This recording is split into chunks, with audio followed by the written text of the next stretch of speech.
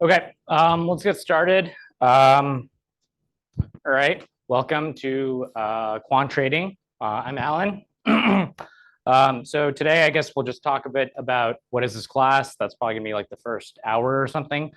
And then we'll talk a little bit about introductory aspects of things like stock returns and terminology.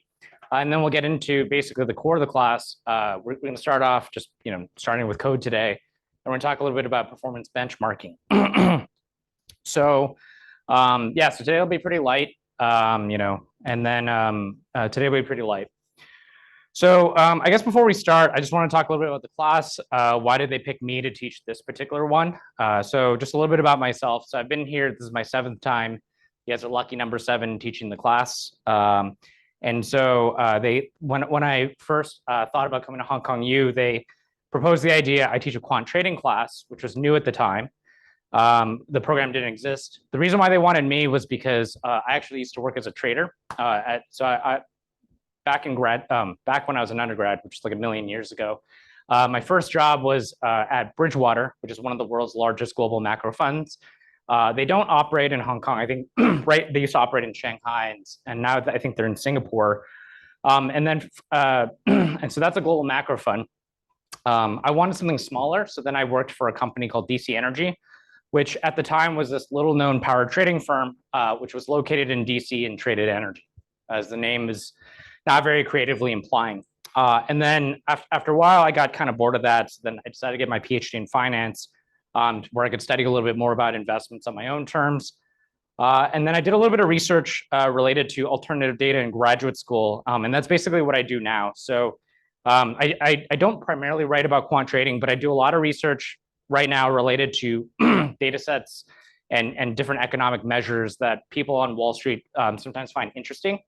So if you guys want, I think they've discontinued this. Sorry, I've already started losing my voice.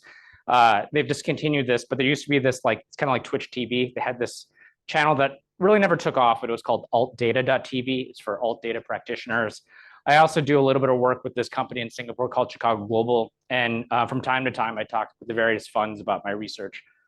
So in general, it's sort of a former life. It's not something I do too actively now, but I basically dabble a bit in the stuff that we talk about in this class. And so I guess they figured that I'd be a good fit.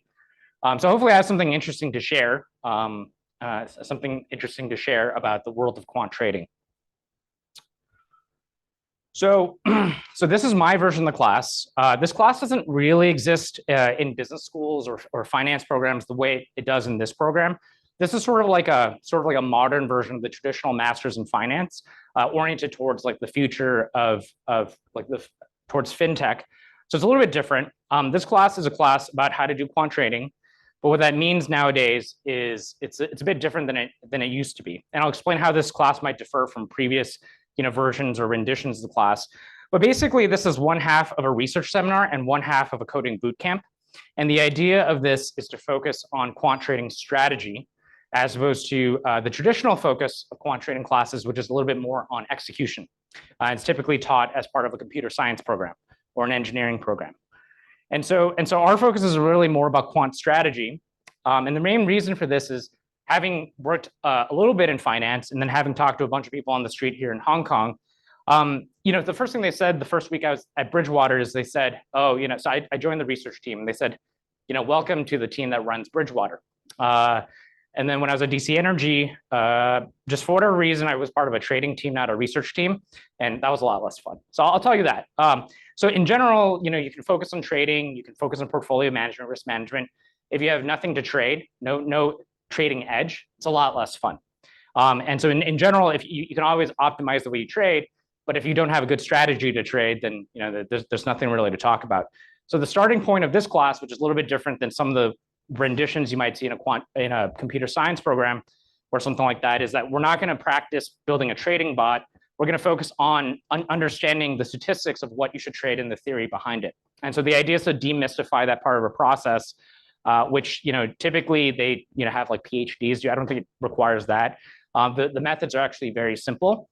And so the idea of this class is to demystify the research process behind quant trading. So this is only a 10-week class, a 10-session class, 11. So In general, this is a little bit shorter than what you would need to get the full stack. And in general, if you're a quant trader, you pretty much only assume one or two of these rules anyway. But this is how I would describe the skills you would need at a quant shop. They're not mutually exclusive. The smaller you are, the more hats you'll wear. But the first thing is quant trading is a very data-oriented business. So you'll have someone who reads in data, and for reasons we'll see, that's actually a very tough job. It's like 80% of the job, but not something we have to worry about here too much. Then there's a strategist who thinks, what are the types of trades that we should think about? What are the types of strategies? And then there are back testers, people who actually back test the strategy. Sometimes these are some of the same guys. And then there's people who execute the trades and then manage portfolio and manage risk. So what we're focusing on is what I would argue is the highest value part of the food chain. Maybe some people would disagree, but depending on the type of fund you're at, it would probably be the people who do the strategizing. And so that's basically what we're going to focus on in this class. So it's a little bit of a different approach than, I guess, the other ways I've seen this class taught elsewhere, but so far so good. So, hopefully you guys enjoy it. So basically what that means is we're going to need to develop intuition about trading, like what strategies are there in the open source. There's like a lot of stuff that, traders will never tell you, but a lot of the stuff that traders do is like not that, it's like inspired by things that everyone knows. So what strategies do we know about? Of course, there are some golden gems that people keep secret. What do people do? What don't we know? What types of edge, what do we know? And this always changes because, of course, every year, different strategies come out and different strategies sort of die off as more people do it. Then how do we build a back test to basically evaluate whether a strategy is good? We used to have a little more machine learning and alternative data in this class. This class has been shortened and we have an alternative data class, so we won't cover that too much. Also, many of you guys are probably taking the machine learning or AI class taught by someone who's way more qualified than me in the subject. So, but in general, basically what this means is you have to build a back test. So after you have an idea of what to trade, you have to build a back test and then do some sort of statistics around testing whether the back test shows that the strategy would work out in practice. And then you think about implementing it. So that's actually involves execution, thinking about market rules. So we're going to focus basically on the first two. And the last part of executing, I guess, well, this class is only so short, but I think the parts we're going to focus on are the more high value ones. Whether or not you want to be a quant trader or you want to work in asset management or you want to be a discretionary trader, I'm going to argue that these are the most high value skills for reasons we'll go into in a couple slides. But that's basically what we're about. It's a little bit different than probably maybe what you were other versions of this class, but I think this approach works pretty well. Yep. So we're going to focus on strategy. Yeah, we're going to focus on strategy. So I guess the other thing about quant trading is that it also means a lot of different things to different people. So there are certain types of quant traders that this class is not for. So in general, quant trading, all it means is building a rule-based, repeatable strategy. So you just like have a computer trade essentially, according to a rule set. Now, there's a couple of different types of quant traders who probably this would probably not be so useful for becoming. So for example, there's this distinction between the cross-section and time series. So what that means, and what you guys will become very familiar with this terminology later, the cross-section is what some people refer to as relative value. So relative value means that relative to other assets, I'm going to look for outperformance. So suppose I don't know whether or not the Hang Seng Index is going to go up or down. What I do know is that Alibaba, whether the market tanks or not, is going to outperform that index, right?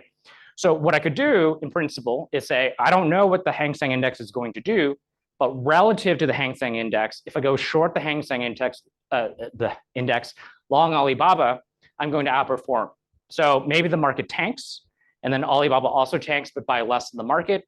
Maybe the market goes nuts, but Alibaba is going to outperform the market. So relative to some short position, there's going to be relative outperformance of some assets. So that's what people call cross-sectional trading, or the cross-section meaning a slice of time or relative value.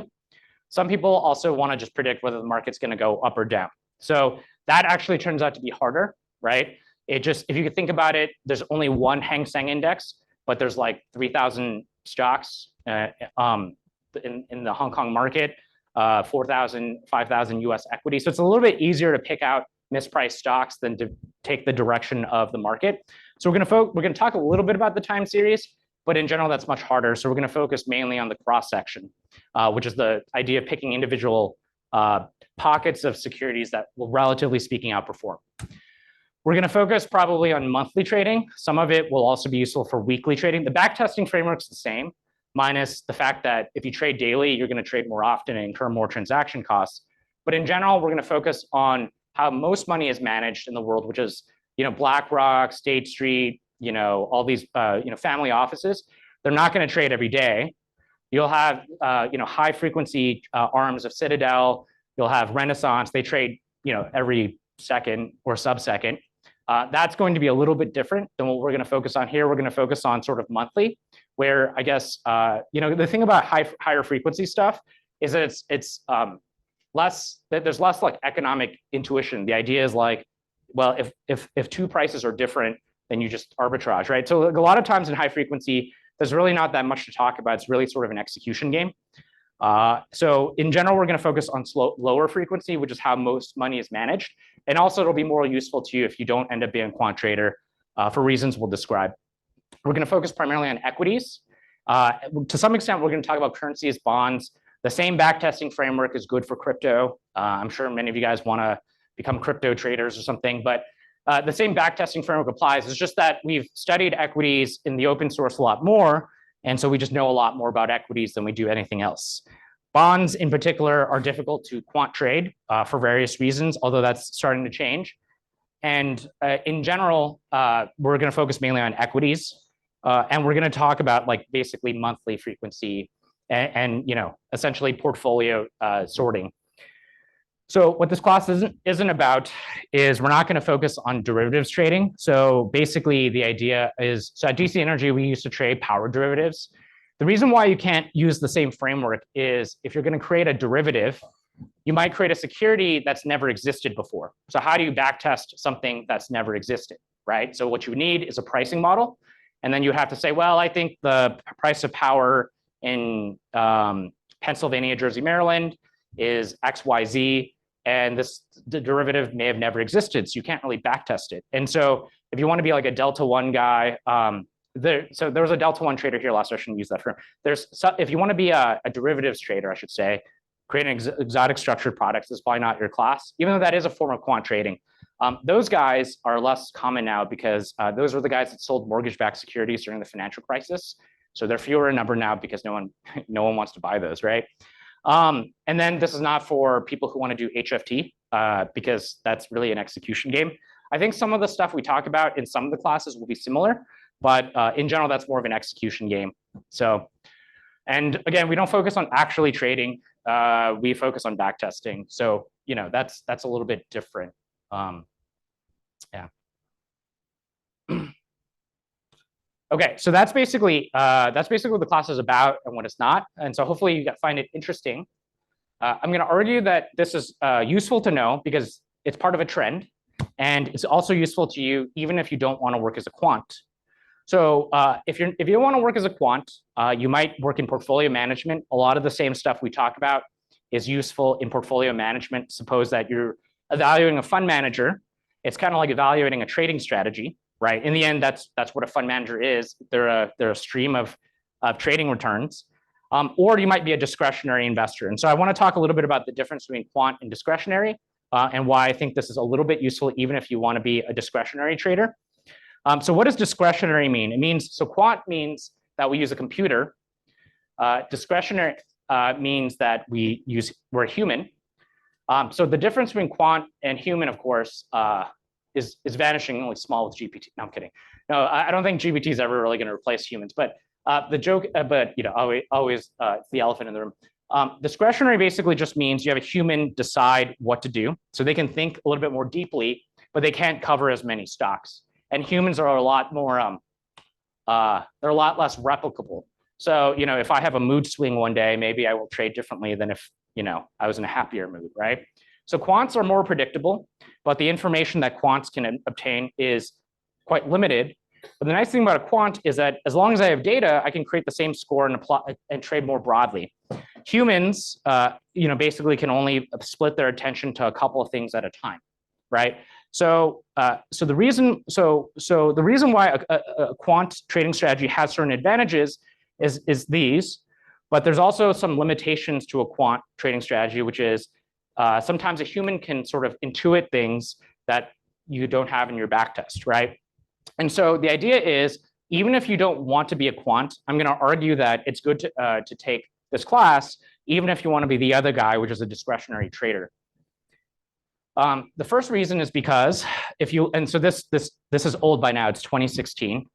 So if you guys have seen a more recent version of this, please send it to me. But what this is it's basically a breakdown of the top 10 hedge funds.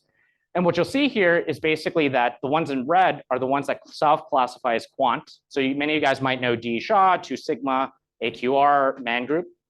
The largest fund in the world is Bridgewater. But if you have worked at Bridgewater, they would tell you 98% of their trades are automated. So if 98% of their trades are automated, why aren't they a quant fund, right? It's like kind of weird. Millennium has some significant quant traders. I'll tell you that. And I'm really confused why BlackRock. Does anyone here work at BlackRock, actually? There's like some guys in the nighttime class who actually who work from time to time. So never really know. But BlackRock, I'm surprised, isn't a quant fund. So, even if you believe that BlackRock, Bridgewater, all these funds have discretionary guys, for sure, they also have a lot of quant guys. And so if you want to know, if you want sort of to work with one of these funds, you're going to have to sort of coexist with quants, right? And maybe even benefit from them. And I'm going to argue that actually, there's really significant evidence nowadays that even discretionary investors are leveraging quant strategies, and it's actually pretty simple. But there's a bunch of these different stats. I don't want to bore you with it. You guys are taking quant trading, so I'm probably preaching to the choir. But basically, there's lots of stats that say quant funds are becoming more numerous. So what I'm showing you here is the number of mutual funds who, if you read their prospectus, you basically would classify them as quant. The way that this person does it, Simona Abbas, she's at Columbia. What she did is she built a simple model to read every mutual fund's prospectus. And what she does is she plots the number of funds that you would probably want to classify as quant. And basically what she finds is that the fraction in the mutual fund industry in the US is about 20% now. And so this is clearly trending up. Other statistics sort of show the same thing. The fraction of any sort of asset class that's traded by a computer, the market value of quant hedge funds, quants as a percentage of hedge funds, certainly not the majority, but you can sort of see that the number's growing. And there's also evidence that people actually use quants even as discretionary in the discretionary process. So so this is a text heavy slide. You can sort of ignore it. I have a person who's an alum of this class. She's coming back to Hong Kong next year to work at a global macro fund. It's an American global macro fund that's based in Hong Kong. That has an office in Hong Kong, presence in Hong Kong. They trade discretionary global macro, but she's getting hired as a quant. Why is that? It's because if you're a discretionary trader, you only have limited attention. Basically the average, like if you look at like Warren Buffett's portfolio, most of his value is in like 5 stocks. Discretionary traders have very limited attention. And so what a lot of discretionary traders are doing now is they're using quant signals, alternative data, to basically perform hypothesis testing and screening. So think of it this way. There's 16,000 global equities. There's however many instruments in currencies and things like that.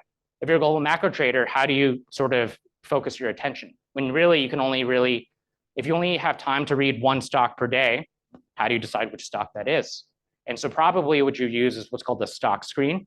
And the better your stock screen, the better your quantitative signal, the better your sort of search process. So there's a lot of evidence nowadays that people are using, who are quants or discretionary traders, are using quant signals as part of their process, right? So even if you never want to be a quant, even if Alan kills your love for quant trading or coding Python or whatever, I'm sorry in advance.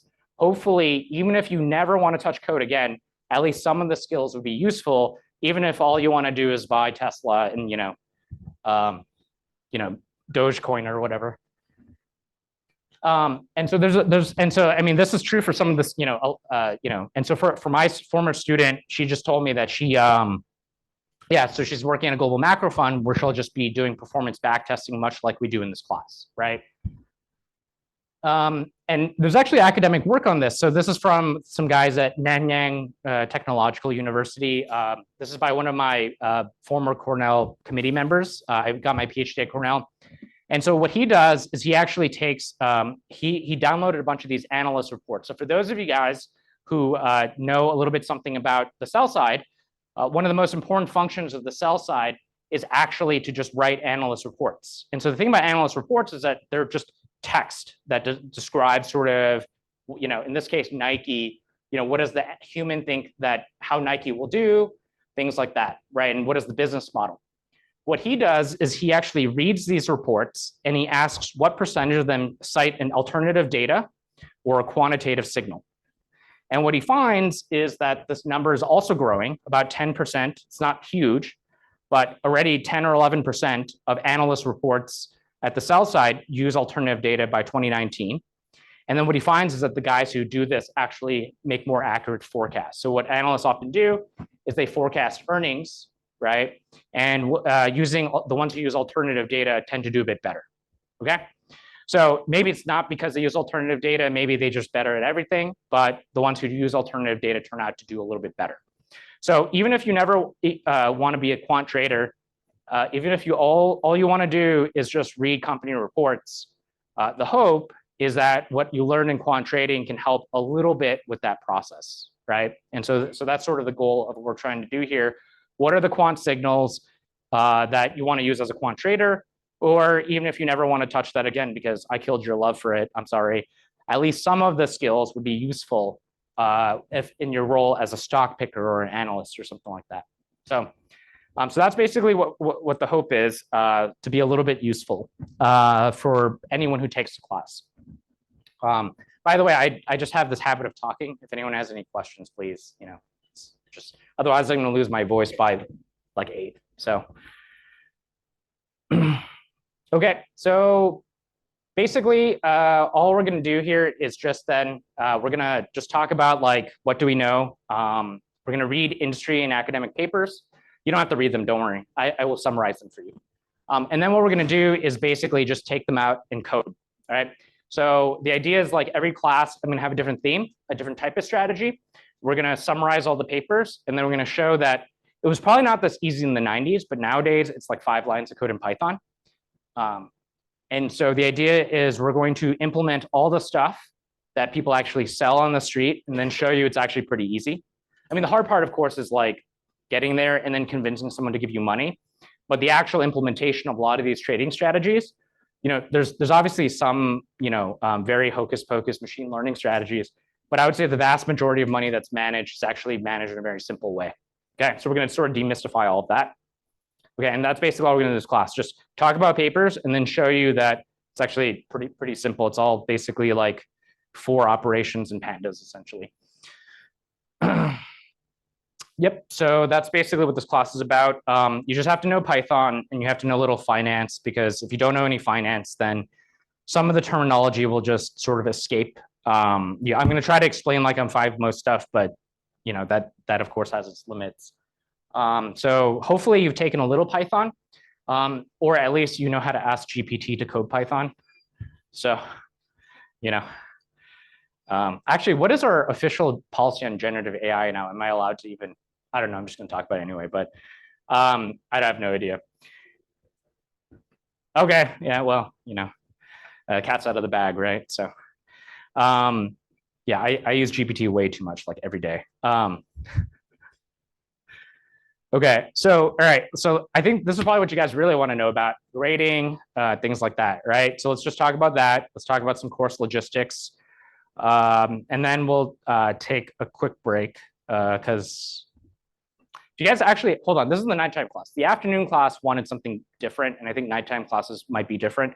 Do you guys like 1 long break, 2 short breaks, or do you guys like fewer breaks and just get out of here faster? Like, what do you guys want? This is the nighttime class, and the afternoon class typically wants 2 quick breaks, but what do you guys want? That's 1 person. Who wants more breaks?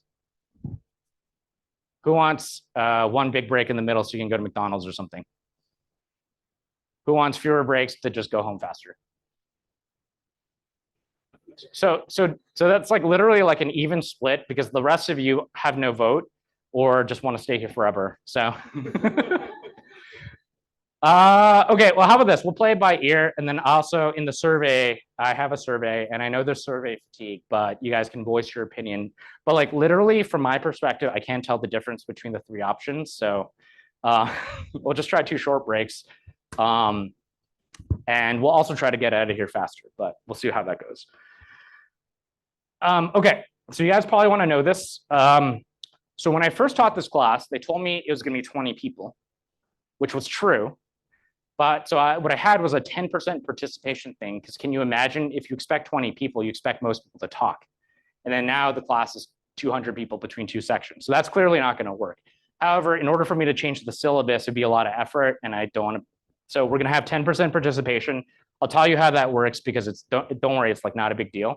But the reason why there's 10% participation is because when I started this class, they told me it was going to be 20 people, which it was, but it's not anymore. So it's not going to work. Unless I come up with like some system that you guys probably don't want. So I'll tell you how that works, but it's gonna be pretty relaxed. The real thing is that there's gonna be 3 assignments. So basically there's going to be 2 homeworks and then a final. They're all take home. There are no exams. Okay, so you don't have to study for anything. They're all take home. And usually what that means is, oh, it must be super hard. No, it's fine. The first one is just really simple. You can do it after today. I'll show you guys what the assignment is on Saturday. But basically, it's just running the tests and interpreting them. And the simple, I can show you last year's exam. Sorry, not exam, last year's homework, since many of you guys probably have it from last year's students. So can't use that again. But I'll show it to you guys. It's very similar this year, obviously with some twists. And it'll be pretty simple. And it's just, essentially just interpreting the basic performance evaluation test that we need to determine whether a strategy is good. And then second, we're going to go backwards and we're going to say, okay, given that you know how to determine whether a strategy is good, I'm going to give you a signal that I've coded up, and then you just have to implement the back test. So I'm going to code a signal every class or 2. And then you guys basically just have to figure out the 3 lines of code to modify. Should be fine. And then what the final is a paper replication, where literally I've curated a set of papers where instead of me giving you the signal coded, you just have to learn how to code that signal, okay? So we're working 1 step at a time. The reason why we do this, even though replicating an academic paper or an industry paper sounds really hard, it's actually really simple. And so I've never had a class where people can't do it. Like it's just, somehow people get help from their friends or something, from the TA. I don't know, find some stuff online. Everyone can end up doing something that looks like a paper replication. It sounds really hard to replicate an academic paper, but it's actually really easy. Well, I should say it's doable. And the reason why I would say I want us to do this is because anytime I talk to a quant trader here in Hong Kong, and anytime we do anything at Chicago Global or wherever, if you're in a market where there's a lot of open source material. So one year I had a bond trader who was on the beach and talked about all the stuff in between his 2 hedge fund jobs. That was fun because he could say anything. Now he can't due to compliance. But anytime you talk to anyone, they always say when they want to come up with a new trading strategy, they first take something that they read or that they heard at happy hour, and then they try it. And then what they do is they replicate an existing paper, and then they tweak it, right, with their own sort of intuitions about things. That's typically how it works. And so the idea is if you can't start from that premise, then it's really difficult to come up with your own trading strategies. The whole goal here is not to reinvent the wheel. The whole goal here is to build on the shoulders of giants, right? So what we're going to do is just take something that exists already in the open source. I've picked the ones that are relatively doable, at least I think, and then take it 1 step at a time. Okay, so it's going to be pretty easy. It's much easier than it sounds. But basically, what you'll find is that people who do what I do, which is write research papers, our jobs are not as hard as it sounds. No, but in general, it's actually quite easy now that there's so much like open source material out there. So, and so this is basically why we do it. And anytime I've talked to a quant trader, this is like what they want people to do because this is what you'll do on the job, essentially. And so there's this idea of participation. I had to do something with it. So I can't just remove it from the syllabus. And so participation is 10% of the grade. So 5% of that will just be attendance. You attend class. Please don't cheat and swipe for your friends. So that happened a lot last year. I'm not really one to like chase people. I don't really care, but just, it's not fair. So, just please be fair about it. So 5% will be attendance. And then I'm going to reserve 2% as discretion. And then 3% will just be this arbitrary system that I made up. If you guys have a better system, let me know. But basically, the observation that I've made is that there's a subset of people who really just want to get through this class and go find a job. It's fine. There's a subset of people who really want to learn, and that's great. And so the thing is, so sometimes people like to work in smaller groups or just by themselves because they want to learn. And so what I don't want to do is I don't want to create a situation where you have a group of 4 people and you have one person, and the person who wants to learn feels like they basically are in a situation where they're competing against 4 people. So what I'm going to do is I'm going to cap the number of people who can work in a group at 3. Okay. Sometimes people want 4 people and they always ask me every year. The answer is no. Basically, I've tried this many years. There are other systems like you can rate your teammates, like who did what, give each other scores. That's always really weird. Like people don't like that either. So let's just keep it simple. 3 max in a group. If you work in a group of 3, there's a small discount to your grade. So if you work in a group of 2 or 1, you're going to get full credit. It's like, so basically there's 3% of your grade that could be affected by this. So the way it would work is you can imagine every assignment's 31%. And whether or not you get that last percent in full versus half, essentially it's just depending on the number of group members you have. So the idea is if you work alone or in 2 people, you're going to get a slightly higher grade on that last percent than if you work in a group of 3. The reason why I want to do this is because every year there's always a need for a tiebreaker. So I figure if you're going to basically I try to give as many A's as possible. Like honestly, I give I think we give like 40% A's. I basically give like 39%. I try my best. I'm not promising that, but I'm trying my best. But the thing is, there's always a tiebreaker. So I figure might as well give a tiebreaker to people who who tried to do more of the work, right? And so this will reward the people who want to actually learn. And then you can still work in a group of 3. And I'm sure you guys will talk anyway. But in any case, my point is that I needed to do something. And if you guys have a better system in mind, I'm all ears. But this is basically what I've done the last 2 years. And there haven't been too many complaints. I know it says you can work in a group of 4, but that wasn't true last year either. There's groups of 3. And so the idea is you can still work in a group of 3. If you work in a group of 2, you'll get a slight benefit. But the most important thing is to get the homework right and the final exam right. If you work in a group of 2, the percentage of your grade that you benefit from is so small, it doesn't even matter. So this is really just a tiebreaker. It's really relaxed. It's, the whole goal of this class is to be super chill about it. But I needed to do something, right? So just, for the most part, you can pretty much not think about it. But there's a slight benefit if you work in a smaller group, because then I know for sure that you've put in more effort. So that's basically how I'm thinking about it. And yeah, most people, and then the last part, the 2%, most of you will get 0. It's just, I don't know. It's basically, it's like, there's every year some reason that someone does something exceptional. And then, that's basically it. But the last part is just, I reserve the right to, if you do something exceptional, then that's cool. Yep. So we explained this, why paper replication. How will this class differ from last year? We're going to talk a little bit more conceptually. So last year, what I would do is try to go line by line of code.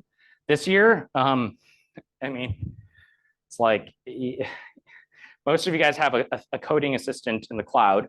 So it's like there's no point in that. As long as you can write straightforward English, for the most part, you guys should be able to code. So we're going to focus a little bit more on explaining stuff. One of the things I also wanted to think a little bit more about was just conveying facts about finance. So, instead of focusing on the coding, just thinking about like properties of returns and strategies and market facts.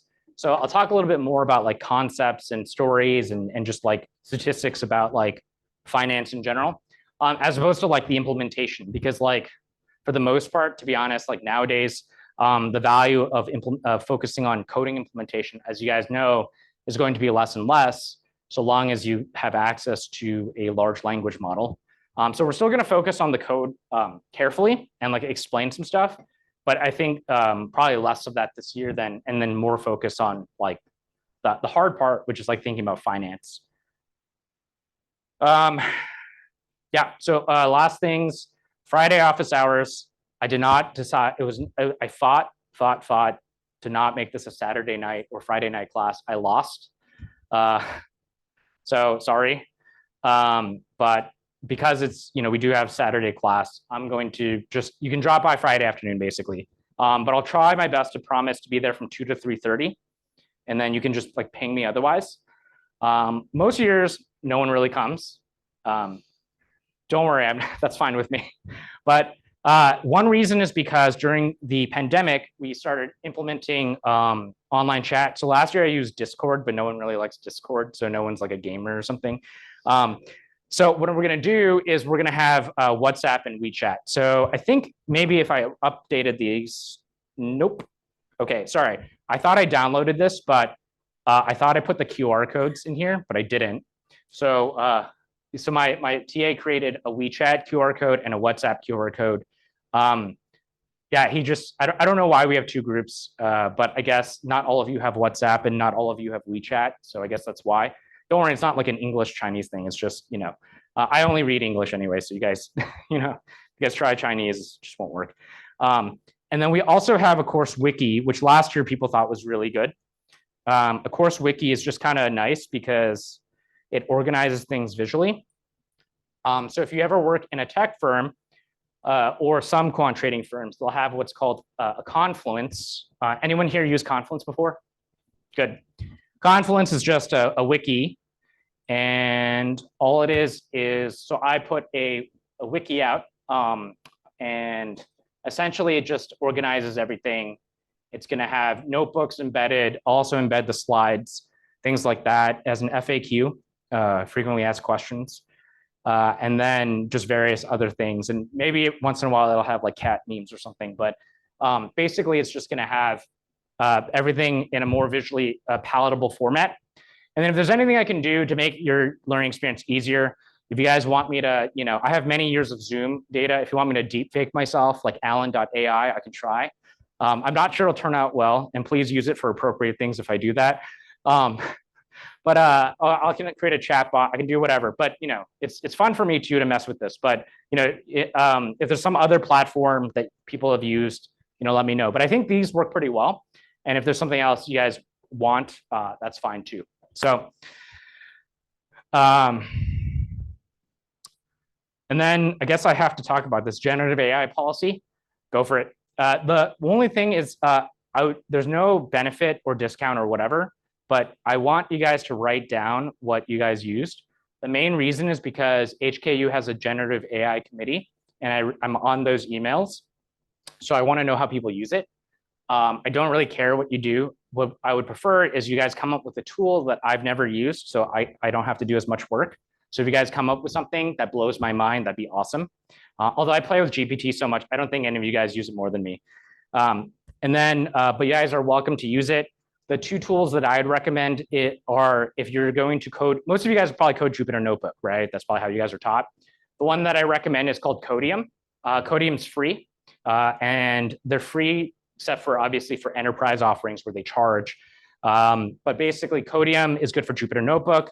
If you use VS Code, which I personally prefer, but I'll use Jupyter in this class, I use Copilot, which is also free if you're a student or a faculty member. And it's also super cheap anyway. So, but yeah, so, and I'll show you guys other tools that I use, other search engines, other tools, things like that. So just do whatever you want, basically. And if you guys need help, I'm always happy to play with GPT in front of you. So, ask for help if you want. Yep. So that's basically it. Just everything's gonna be posted on Moodle, Dropbox, Confluence, whatever. And then every class, we're just gonna talk about some theory, then some coding, and then I'm gonna post all the assignments soon. They will be after Chinese New Year. So fear not. I have this bad thing in the past where, as a terrible Chinese person, I always put like, the due date is like the first day of Chinese New Year, the middle, and then people are like, "What are you doing?" So this year I was sure to not put it during Chinese New Year. Although, if I did something a stupid ABC would do, I apologize in advance. But okay. So here we go. So that's basically it. And then here's a topic list. The only thing is we are not going to do anything fun like alternative data or ESG until the next class, which for the FTDA students, some students asked me last year from the FTDA program. I sent them the slides. So if you guys want slides from last year, happy to send it to you. If I have you captive for MFIN 7035, if you want to learn more about ESG or alternative data, which are both useful in quant trading, we're going to wait till the next class. But basically, we're going to go through sort of canon. We probably won't talk much about machine learning because this class is now fewer classes. They like sort of shorten these classes. And then you guys are learning from, the other guy. So he definitely knows more. But we're going to just cover various themes. So the way the classes are organized, first 2 weeks will be about back testing. Next few classes are just about different themes using the same backtesting framework. So once you master the first 4 classes, everything else gets kind of repetitive, to be perfectly honest. The only difference is like, what is the logic of the different strategies? One or two more, and then we can take a break. We will have some class speakers this year, which I think are super cool. We're not going to have PDD. No, that's just because they told me not to disclose their name yet, so I just put a Timo mystery box here. One is called Premia Lab. They're a fund in cyber. Their model is really cool. They take the strategies we study in this class, and then they sell them business to business across pension funds. So the CEO of the company operates here in Cyberport. He's going to come here to the afternoon session. You guys are welcome to join. I might even put a Zoom link. So he's going to come. It's super cool. And then one of the big global hedge funds that operates in Hong Kong, they'll be sending someone who will pop out of this mystery box, and they'll come. And so some of the people who took this class last year became interns there last year. So the two are not related. This is not like a recruiting class, but they did hire a few people for internships last year from this class. So that was kind of cool. But I'm not allowed to disclose their name until compliance okays the presentation. So hopefully it's cool. I told them to talk about something interesting. So we'll see what that means. But sometimes the big funds, due to compliance, can't talk about anything interesting. So I had like Citadel here 2 years ago, and then they talked about like the CAPM and efficient markets or something. It was like they just can't say anything due to compliance. But hopefully this hedge fund can. So we'll see. So we're going to have 2 class speakers this year that I think are pretty cool. And that's basically it. Here's some extra material if you want it. I would recommend not Quantopian, but everything else here should be pretty good. I particularly like Quantpedia and Quantocracy, but what else is there? Just 2 more slides, I think. We're going to code in Python, but I code in R. So if any of you guys are R users, anyone here an R user? No? Oh, yes. Okay. That's my person. R is like the Cantonese of data science. It's like it's a small minority. But basically, we're going to code in Python. And then if you guys want R, I can always just send me an email. And then I have the original notebooks of this that are all in R because I code in R. And then we're going to use Python though. And then all the data is going to be sourced on Dropbox. Last year, I had an FTP, and I can also set up SQL for you. But most of you guys probably don't want to bother. But if you want SQL access, I can give you SQL. And if you guys want FTP access, I can give you FTP. But Dropbox should be fine, I think, for most of you. Also, this guy, this handsome gentleman is your TA. And if you did not bring your card, you can email him. So and he's an expert on machine learning, and he's also taken this class before, so he knows what I want. He's a PhD student. Okay, so I think since we wanted 2 short breaks, let's just do that. 2 quick things. One, because during the break last time, 5 people asked me this question. So first of all, if you want a form, if you want to find a group member, you can fill out this form. If you don't want to find a group member, you already have your bestest buddy ever, you want to work with them, that's fine too. You don't need to fill out this form. And if you want to form a group member with your friend from the afternoon session, that's also fine. A bunch of people ask me that. Basically, I don't care. You can go across sessions. Does anyone have any questions? Because if not, then I guess this is probably a good time to take a break. Sound good? Okay, so let's come back at let's call it 7:32, and then yep, see you guys in a little bit.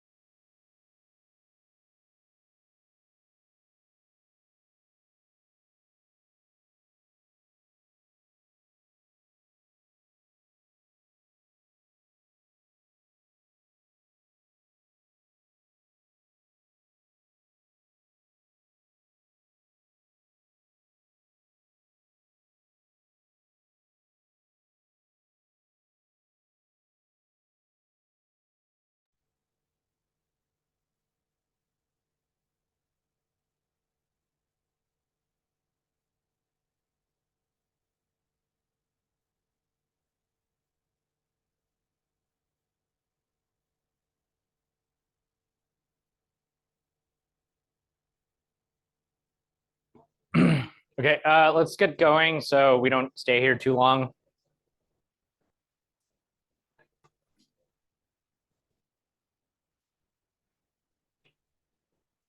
Okay. So what we're going to do today is basically just introduce this notion of what the goal of this class is. So basically, quant trading, you guys have probably heard of this term before, return on risk, outperformance.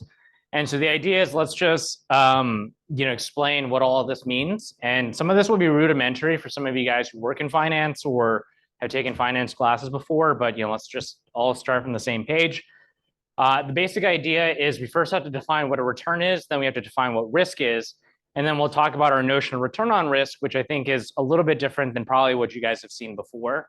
If you guys have never worked in portfolio management or asset management or quant trading. So the basic starting point is that we're going to have to come up with like these basic understandings of key terminology, and then we're going to learn some properties of stock returns. And then we're going to basically, after this, we're going to talk about the basic methodology for backtesting. So obviously, we won't go through all of that today. We're going to start with that actually next class. So the basic starting point is return on risk. So let's take the numerator of that equation, which is return, and then let's talk about that. And then we're going to talk about risk separately. So the first question is, what is a return? And so you guys probably all sort of know what a return is. But the reason why I'm making a point about it is because most of you guys actually think about prices, right? And so whenever you guys think about buying stock, most of you guys probably think, oh, it was cheap, or the stock went up or went down.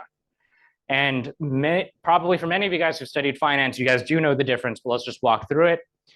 The basic idea of prices is that it's a little bit different than returns. And most of us are hardwired to think about prices. In fact, the first time anyone ever started tracking stocks, they formed what was called the Dow Jones Industrial Average. And that's what we call a price index. So what that means is they basically took some sort of average of stocks in what's called the Dow Jones Industrial Average. It's like a set of industrial stocks. And they took an average of their prices weighted somehow. Maybe it was market cap weighted, I forget. And that basically what it says is it tracks the prices of the underlying shares. And typically we think if the price goes up, that's actually a good thing. And that's probably true on average, but it's not exactly correct. And so what's wrong with this? Does anyone sort of, I mean, I'm sure most of you guys know, but does anyone sort of know what the basic problems of a price index are? I'm sure all of you know, but everyone's shy. So let's go. Basically, there's a couple of different differences. So we're going to first talk about the differences between prices and returns. And then there's an additional step, which is even if you know the definition of returns, the idea of a stock return is not necessarily what you get in quant trading, because in practice, a paper return is a little bit different than the return you'll get in practice for various reasons. So let's just talk through some of the basic terminology so we're all on the same page. So one of the stocks that I own way too much of, and I probably shouldn't, is Tesla. Okay, Tesla. I'm a huge Elon Musk fanboy. I love technology. I love the future. I own a lot of his stock, too much, and it hasn't done well in the last few weeks. I wish the price were 347, but sadly, it is about half that right now. So this is a price chart from a long time ago. Most of us, when we look at Yahoo Finance or Google Finance or whatever favorite platform, are trained to think about prices. That's what Yahoo Finance presents us. They present us all this other stuff, which you guys probably haven't really interpreted probably. We're going to unpack some of the key terms here eventually. But most of us, when we look at Tesla, we think about, or whatever stock, we think about the price, right? We don't think about, other things. And so how big is this difference? Well, this difference is actually pretty big. So what I'm showing you here is basically a cumulative price graph versus a cumulative return graph for the S&P 500 up to 2016. And I shamelessly ripped it off some guy from Seeking Alpha like this morning, somewhere on Seeking Alpha. Sorry to that guy, but he created a very good graph. What is the orange line? The orange line is a price graph, okay? The blue line is the return graph. And so what's the difference? The difference is there's a component of returns that's not captured in the price. And what is that difference? So first of all, how large is that difference? So if you said, okay, I'm going to strip out all the other components of return other than prices and just track the price movements of the S&P 500 over time, from 1989 to 2015, you would have gone about 500% return, 500% wealth gain. What is the difference? It accounts for about almost half of the cumulative return. And so where does that come from? Well, it comes from basically dividends, right? So you guys all probably knew the answer. You guys are a little more shy than the afternoon class. Maybe it's been a long day. But basically, the difference is dividends plus some other stuff that we can talk about. But this stuff is not piddly. It's not small. It's actually really big. For the S&P 500, it's about 40% of the total cumulative return that you missed out on if you didn't receive the dividends and then reinvest them, right? And so this is actually a really big chunk of return. It's actually bigger than I thought when I looked up this graph. And I'm sure the difference is magnified if you look over the last few years when the S&P has just gone nuts. So the difference is pretty big. And the reason why this is I just want to make this point, even though it's obvious to many of you, is because most of us are hardwired to think about the stock going up or down. And so I just want to sort of abstract away from that. And so you guys all probably know the two problems. The first problem is dividends. The second problem is what's called the stock split. So the stock split is this idea that looking around the room, about half of you own Apple computers. Apple is a type of company that actually has a stock split a lot. What a stock split is when you have a stock whose share price is too high, you like to split it. And so why does Apple like splitting its stock? It's because Apple is a consumer goods company. So if you own Apple products, you might want to own Apple stock. It's part of being an Apple fanboy, which despite the fact that I own an iPhone, Mac, and an Apple Watch, I swear I'm not. But I say that, but I own a lot of Apple products. The idea of Apple, though, is that because they're a consumer goods company, they like splitting their stock. And so when you have, like, let's say when Apple went to $1,000, they split their stock 7 ways. So each share is $150. And so the reason why they do that is so that people can buy more of their shares. And then Apple fanboys can basically own more of the stock. And then everyone wants to buy more Apple. A reverse split is the reverse where, basically your stock has fallen by, let's say, 50%. And you want to hide that fact from people who only look at the price. So there was a company called AIG. It's called American Insurance Group. You guys probably heard about them. They sold a bunch of mortgage-backed securities that caused the financial crisis. Their stock price fell from $20 to $1.50, and they did a 1 to 20 reverse split to hide the fact that their share price fell 20 times, or 95%. And so a reverse split is usually a bad signal. Stock split's typically a good signal. But if you look at just prices, then obviously this is going to obscure the difference, because in the case of Apple, a 7-for-1 split means you lost 80% of your return, even though actually typically after a stock split, that's a good signal. Whereas a reverse split would obviously give you the opposite thing, where typically a reverse split is to hide the fact that your share price fell, but actually it looks like a good thing in a back test, right? And so obviously stock splits are one. The other is dividends. And just so you guys know, the typical argument about a dividend is that the stock price falls by exactly the amount of the dividend. So this is not actually true, but in practice, but it's almost true. So the idea is if you take a $15.97 share price, you take a $2 dividend, the present value of that $2 is discounted by 0 time. You get it immediately, so you don't have to do any time discounting. So if you take $2 out, your share price should fall by exactly $2. So again, if you receive a dividend, your price return is actually negative, but your total return is probably either 0 or slightly positive. It turns out that in taxes, most of you guys are not Americans, but I have to deal with American tax, unfortunately.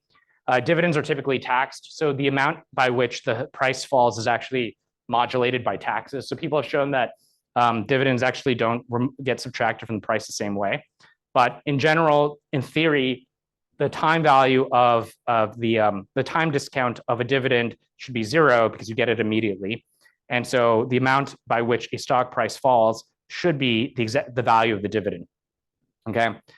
But that's not always true. But in practice, in theory, it should be. So anyway, both dividends and stock splits basically give you the wrong price return, even though typically dividends are a good signal, even though stock splits are typically a good signal. So, and how many firms pay dividends? It's about a fourth. There's sort of this weird cycle where in the 70s and 80s, what people realized is that dividends were taxed differently than capital gains. So what a lot of American managers did, this is an American graph, and we're gonna get most of our data from the American stock market. Basically, the basic idea is that dividends and capital gains in the US were not treated as tax equivalent. Now, for most of you, that doesn't really matter. But this is like just a weird thing where dividends disappeared for like 30 years and then they came back because the US did some tax treatment to make them equivalent.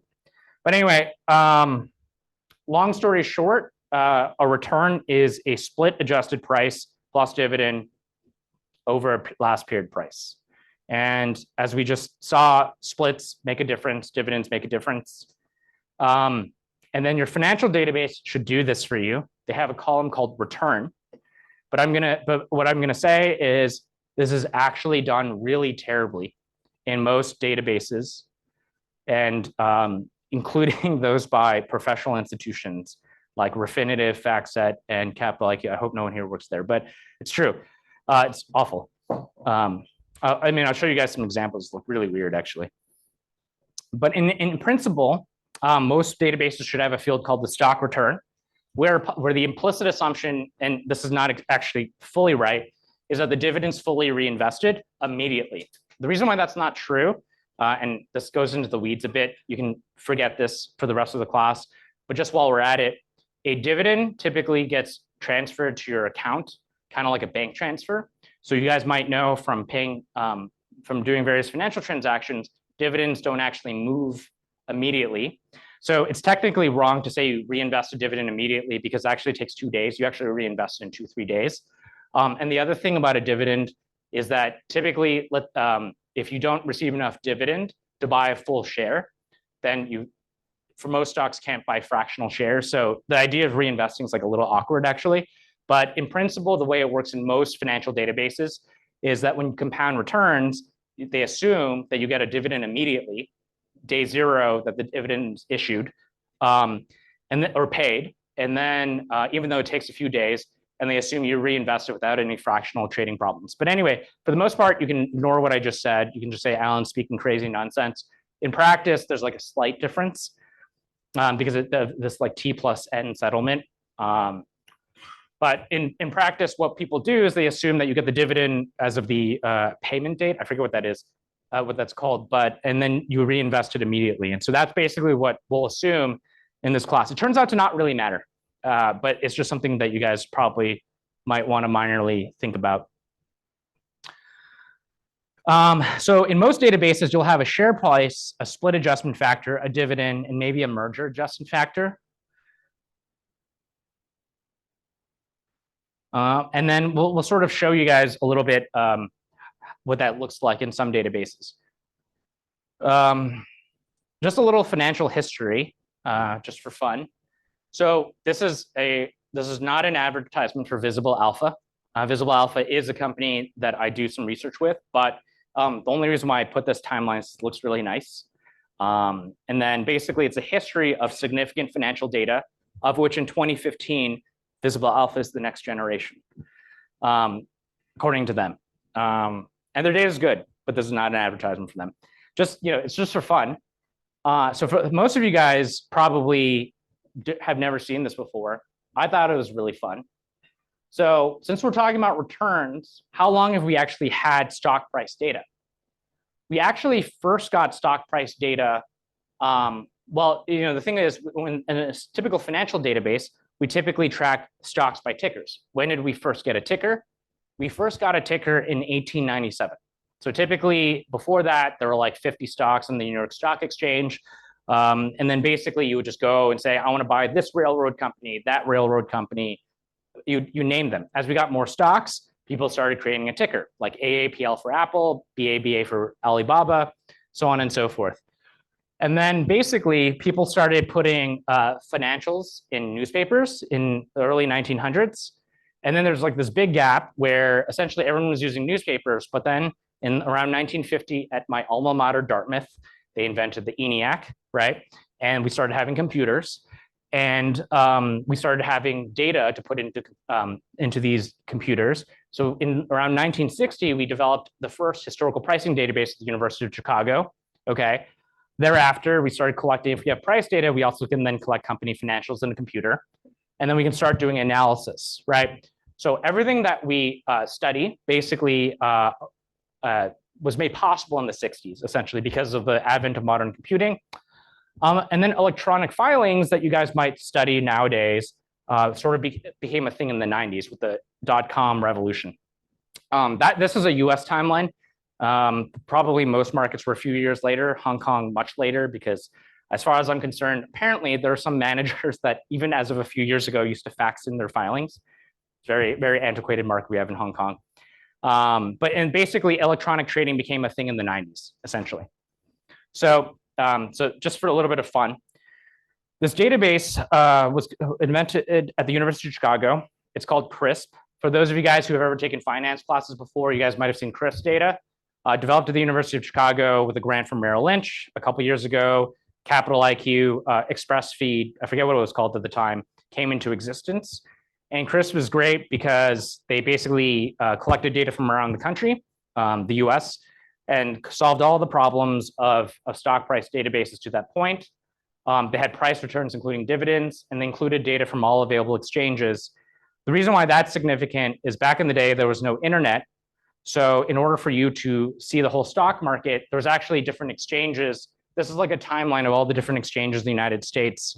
So basically every major metropolitan area had its own exchange. So nowadays, you guys might know the New York Stock Exchange and NASDAQ. But before, there were like probably a half dozen. The one I know is there's an exchange. So I'm from LA, and there's a club called Exchange, which is actually used to be the LA Stock Exchange, and now it's just like a really shitty nightclub. But basically, this all we think of it as like one market, but back in the day, it was like a bunch of different markets because you actually had to go physically to the exchange or call people on the phone, and then that's basically what it was like. So it's not like it used to be. But anyway, it's just like mild amount of, it's just minor stuff. But you can tell there's just like a ton of these like tiny little exchanges. Like it's just weird, right? To think about. But nowadays we think of the market. Okay, so basically all the data is on WRDS. You can get all the data that we pay too much money for. This is the username, that's the password. When you don't know what the password is in this class, it's always Alan is the coolest 123. So if nothing else, because I'm really insecure and I need people to affirm this fact, the password, if you don't know any better, is Alan is the coolest 123. Okay, so just but this year it's mfin quant 2024, and then you can download all the data if you want, or the data that you need will be in Dropbox. I'm gonna say because 2 years ago I got the comment, hey, can you teach stock trading APIs? Just a minor aside, many people who use stock trading APIs use like these like $10 a month services. And the problem is a little bit better when you use things like FactSet and Refinitiv, but it's not 100% better. These things are, you have to be really worried. So I know some people who trade actual like tens of millions of their own money in Hong Kong using Tingo. And I'm sure they do something about this. But Tingo is one of the major stock data providers, right, that people use. It covers the A-share market, which is why it's popular here, as well as the US market. This is what it looks like, okay? And it kind of basically what it gives you is OHLC, open, high, low, the open, close, low, high. It gives you what's called an adjusted close, adjusted high, adjusted blah, blah, blah. The reason why it's adjusted is because it's supposed to be adjusted for dividends. You see the cash dividend and a split factor, and it's supposed to follow the CRISP standard or something like it. However, if you actually compare for the same stocks in both CRISP, I called it Tingle because I kept spelling Tingle, Tingo, and Compustat. Basically, these are the same stocks. This is the distribution of returns. For the most part, it's like 85, 90% correlated, but you can see some weird stuff at the outliers. So first of all, the worst single day returns for some reason is not the same. And then if you look at the 100th percentile, it's like, if you just do a price return using their adjusted close, there's a couple stocks with like infinity returns, which basically means the price history is zero. I wish I bought that stock. And then Compustat, which is a professional database, which has existed back to 1963, has 3 million something. And I guarantee you, Refinitiv, FactSet, I apologize to those of you who work there or will, does have these issues. Now, what you do is you can deal with it various ways. It's still somewhat reliable as long as you like account for it. But this is like a real problem. So the data I give you in this class will be perfect.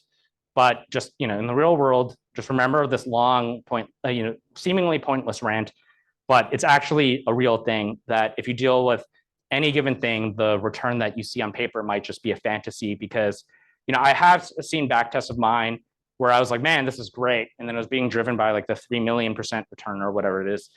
Wonderful. And then more stories. That's Tingo. I love the Tingo guy. He's cool. He responds to emails directly. This is end of day historical. She claims to use the CRISP standard.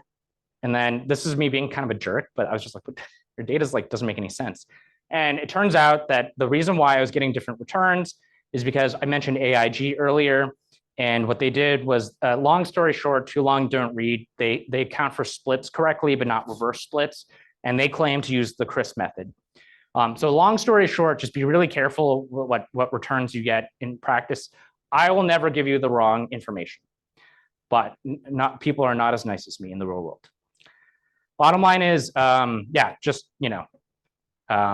if you're dealing with like crypto returns or something, be very careful. Okay, so the things about returns, there's basically 3 versions of returns you have to know. One is called an average return. That's just an average. What you guys probably want to know is what's called a geometric return or a compound return. So this is like CFA level 0. Basically, no, I know that's level 1, but it's like essentially the first thing you learn for the CFA is what a geometric return is. And a geometric return just assumes that you reinvest. So if I told you that the average return to the S&P 500 over the last 100 years was 10%, which is roughly true, okay? Then that is just the simple average. The geometric average is going to be higher because when you take the 10% the first year, then you reinvest it, your principal becomes $110 from the 10% off your 100, then becomes $121, then it becomes, my head's about to explode with math, $132, $3, something like that. And so the idea is that your arithmetic return is not going to assume you reinvest. Your geometric return will basically will allow you to reinvest, right? And so your wealth growth will be much higher with geometric returns. Your wealth destruction will also be higher with geometric returns than your average return, because the geometric return basically reinvests the principal gain from one year to the next. You guys, I think, all understand what I'm saying, even though I'm probably speaking in word salad to most of you. But the idea of a geometric return is you just compound. And then compounding means that every year it's like a snowball and you become bigger and bigger. So your geometric return looks very different than your average return over a very long time horizon. I think you guys know what I'm saying, even though I'm like speaking a million words of word salad, but I think you guys get it. And so you guys know what an average return is. It's just an average. A geometric return is just you compound. And the way you compound is you add 1 plus R, where it's like 5% becomes 1.05, and then you just multiply that instead of taking an average. And then there's a cumulative return, which takes the geometric return and then does it sequentially in time. And if you ever do quant trading or look at quant trading papers, this is your favorite graph because it's fun to watch your money go up, right? This is the idea. So cumulative return is just a geometric return taking into account previous time periods before it. So here is a cumulative return graph of a bunch of different random stocks. I don't know why. These stocks, I don't know who I ripped it off of. I'm sorry to that person, but it's just some crappy graph made in Python of a bunch of stocks. Apple, Delta Airlines, great pandemic buy. General Electric, a bunch of other companies. I don't know what KO is, but or Pepsi. I don't know. Anyway, the idea is a cumulative return graph tells you how much money you're if you invested $1. You start with $1. Now, none of these prices were $1, but if you start with $1, one could mean $1, one could mean 100, one could mean a million.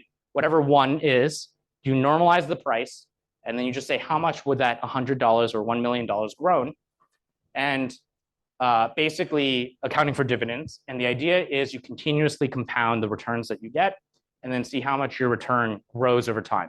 And it's fun to watch your money go up. It's great. So if people want to watch your money go up and not down, and that's basically what it is. Now, cumulative return graphs are kind of nice because you can also see time series patterns. So for example, you can see here that this graph drops and this graph drops. What are these two graphs? They're two airlines. It's probably something to do with oil. I don't know.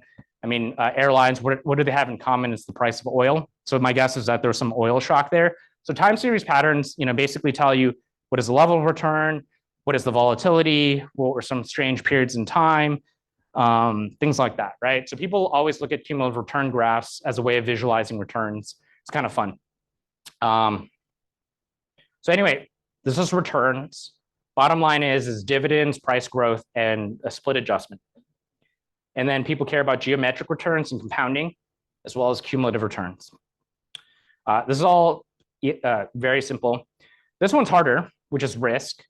And this is the most subtle. This is a little bit more subtle. Long story short, there's you ask a bunch of different people. There's many different definitions. The starting point is that people are risk averse.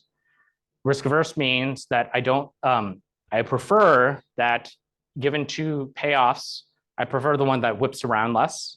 Risk loving means I like to gamble.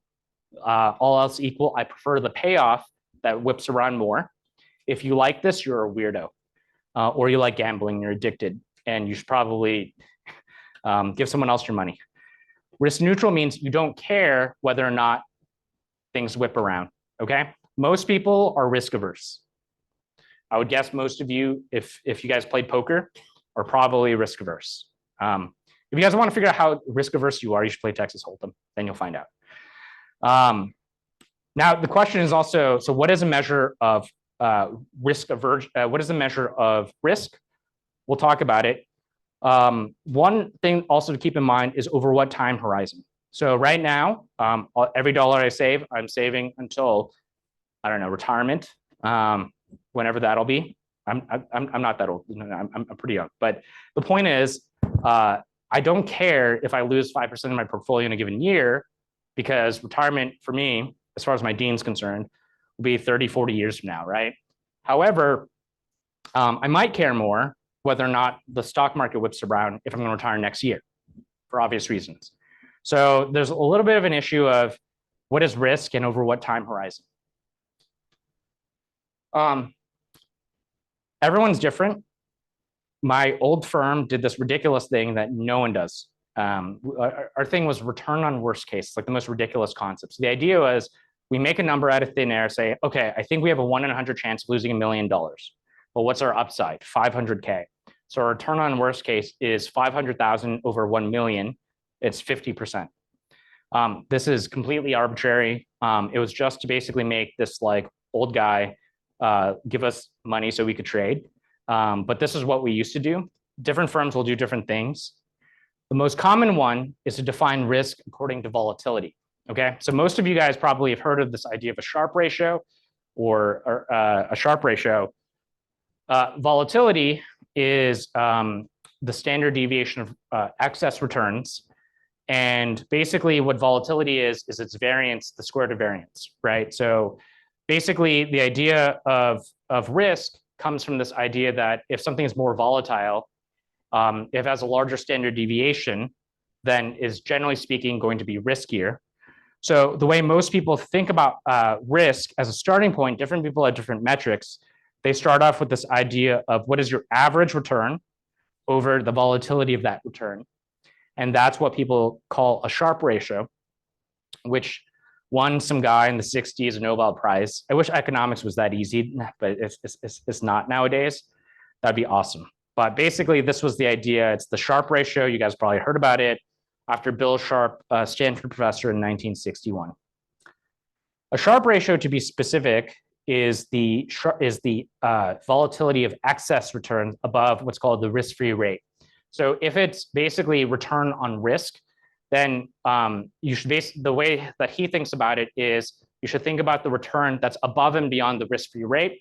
So if the average stock return of the S&P 500 for 100 years has been 10%, then if the average risk-free rate over the same period has been 4%, then the numerator of this equation is 6%, not 10%. It's because it's average 10 minus average 4, okay, is 6%. So that is the numerator. And then you take every individual instance of that, and you take the standard deviation of that, and that is, you take the standard deviation of the 10 minus 4 plus the variation, and then that is what goes in the denominator. You don't take the average, it's not 10, right?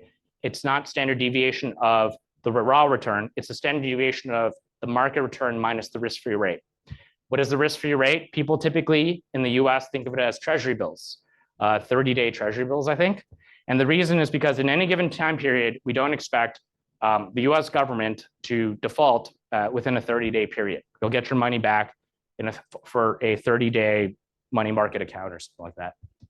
So typically people do what's called a arithmetic Sharpe ratio. I've never seen anyone calculate a geometric Sharpe ratio, but a geometric Sharpe ratio would basically take the geometric excess return divided by the standard deviation of log returns.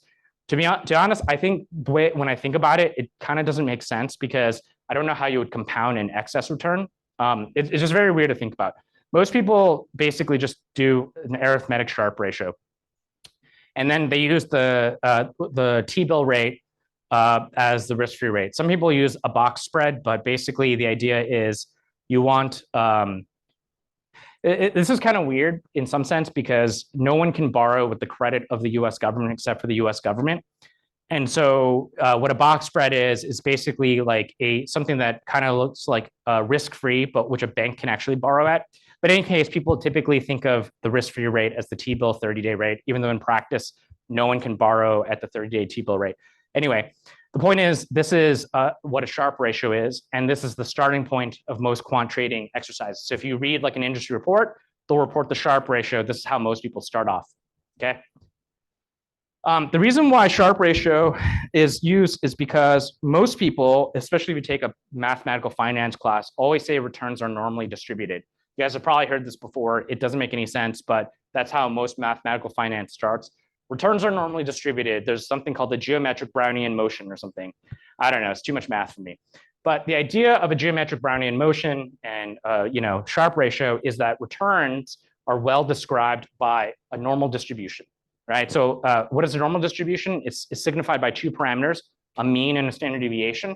That's actually not true because if you plot an empirical distribution of returns in, this graph is made in R, that's why it's so beautiful. Basically, it kind of looks like a bell curve, but actually you can see that there's some tails, right? And these are non-significant. These are significant.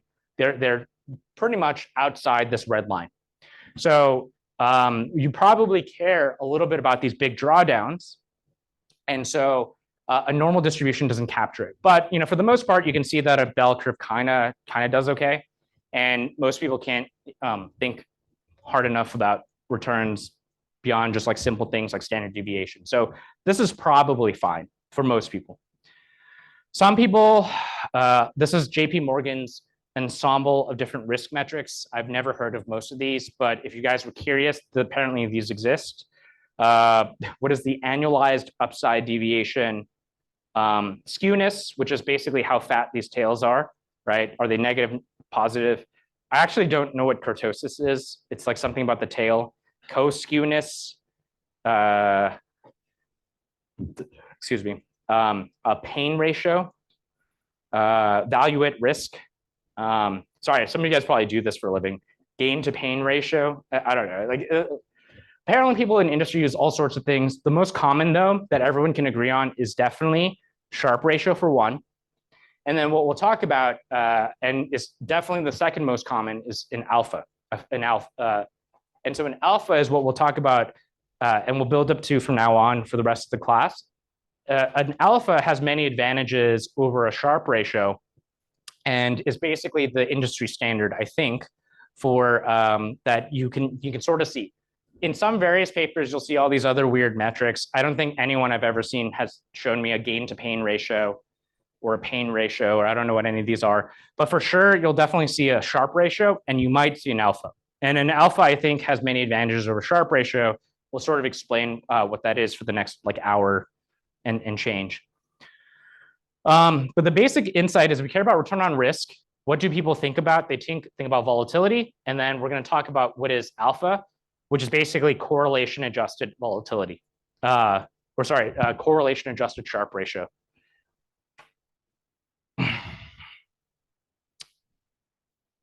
The last thing I want to say is that all of this is all based on paper returns, and there's this issue called liquidity.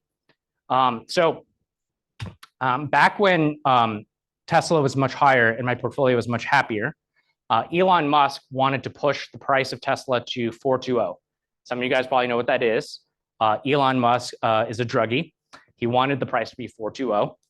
Now, suppose that he actually hit his favorite price, 420. There is a number, if I wanted to buy a share of Tesla for $420, I would not actually be able to do that, probably. Why is that? First, if I use Interactive Brokers, which I do, there are probably zero fee brokers out there. I would pay what's called a brokerage fee. I use Interactive Brokers because I like Interactive Brokers for various reasons. But basically, I use Interactive Brokers. I pay about a US dollar, about 10 Hong Kong dollars, I think, per trade. That's fine. So that's one thing. The second thing is there's what's called the bid-ask spread. So instead of 420, you'd probably pay $420 if you want to buy, or if you sold, you'd get a slight discount.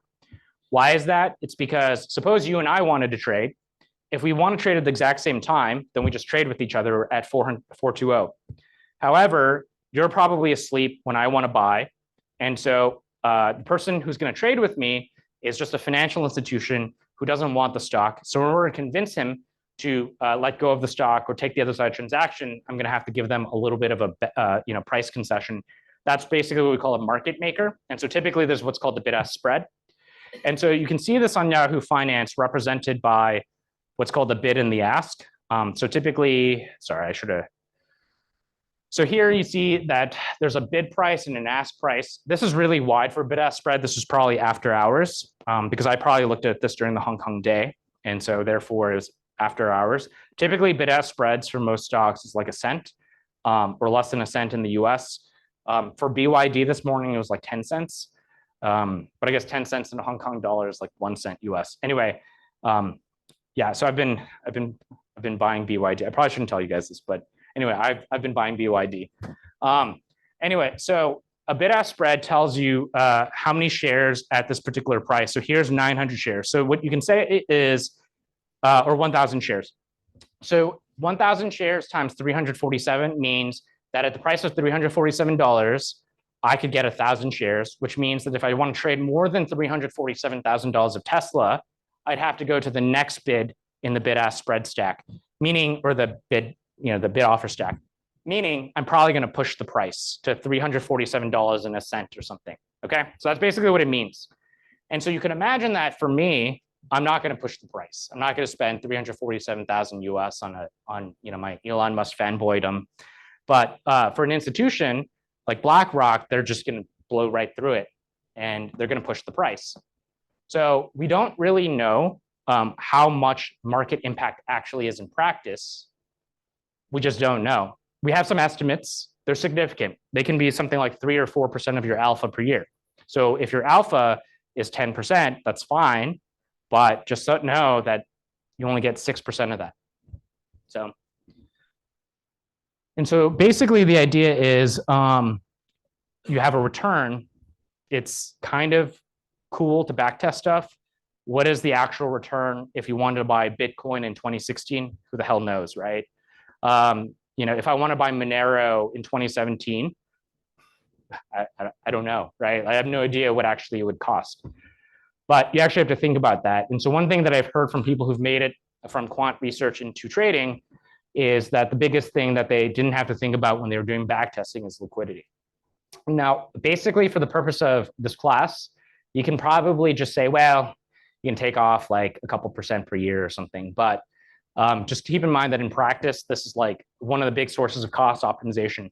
So I was giving a talk at Rochester. This guy who consults for one of the largest asset managers in the world, Dimensional Fund Advisors, told me that even though he wrote a lot of the initial strategies that DFA trades, 95% of his job now for DFA is really just optimizing transaction costs, because DFA, I think, has like $400 billion or something like that to manage. And so they're going to move the markets a lot.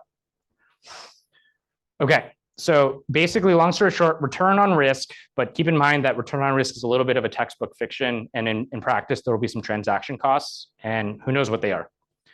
They probably depend on whether you're me versus BlackRock. Okay. So what we're going to do now is then talk about, okay, then what is this idea of risk adjustment? Okay.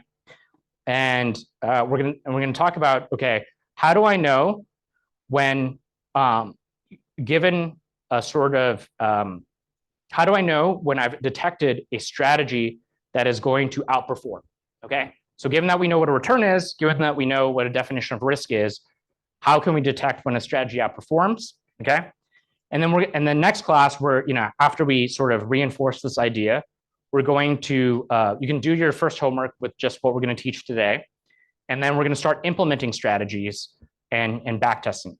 But the first thing is we have to define what it means for a strategy to outperform. Okay. So the reason why we have this framework that I'm going to spend until 9:30 talking about, or hopefully sooner, is because I want to give you guys the following thought experiment. I have two strategies. One has a Sharpe ratio of 0.4. Another has one has a Sharpe ratio of 0.41. What should I invest in? Should I put all my money into the strategy that has a Sharpe ratio of 0.41? Or should I put all my money into some combination in between? Or should I put all my money into the strategy with a Sharpe ratio of 0.4? What should I do? Should I put, who thinks I should put all my money into the strategy with a slightly higher Sharpe ratio? Okay, good. Okay, no one thinks that. Who thinks I should put my money somewhere in between? Okay, obviously. And the reason you guys might be thinking about that is this idea of you guys probably know something about the idea of diversification. What does that mean statistically? How can we detect whether something provides good diversification, right? And so you can see why, even though people talk about Sharpe ratio is not enough, because if I compare two assets with the same Sharpe ratio or similar, it's not clear what I should do, right? Should I put them all in one or the other? I contend that although it's quite rare, there are probably some cases where even a slightly higher Sharpe ratio means you should put all of your money in it. But most of the time you probably don't want that. The case in which you want two assets, given two assets, you want to put all of your money in this one with a slightly higher Sharpe ratio is when they're perfectly correlated, right? And so for whatever reason, one has a slightly lower Sharpe ratio because it has higher fees or something. And so most of the time, though, assets are not perfectly correlated. Okay. So what we're going to want to do is decide whether or not we want to put all of our money into one versus the other. And there are some cases actually where even though you have a slightly higher Sharpe ratio or slightly lower Sharpe ratio than another asset, it actually adds to your portfolio. And so we're going to have to figure out when do we know that. Okay. And it's actually very simple. It's like one line of code in Python, but you have to know what that one line of code means. Okay, and so basically what it comes down to is this idea of alpha, okay? And you guys probably have heard of this idea of alpha. When I invited Citadel here 2 years ago, I thought they were going to talk about machine learning. They spent an hour talking about CAPM alpha. Basically, this is the same framework everyone uses, okay? What matters is what variation of it that you use. Now, you guys have probably all heard of these terms: market efficiency, market beta, alpha. They're all related actually, and it's actually pretty simple. I'm going to talk a little bit about market efficiencies just so you guys know historically where it comes from, but it's actually not necessary for you to actually learn much about it, but it's just kind of fun historically. Does anyone know who this man is? Yeah, it's the three-factor guy. Yes, exactly. One of the three-factor guys. He's the older three-factor guy. No, that's right. His name's Eugene Fama. Okay, so basically in finance, he's like Buddha, essentially. He's still alive. He still teaches at the University of Chicago.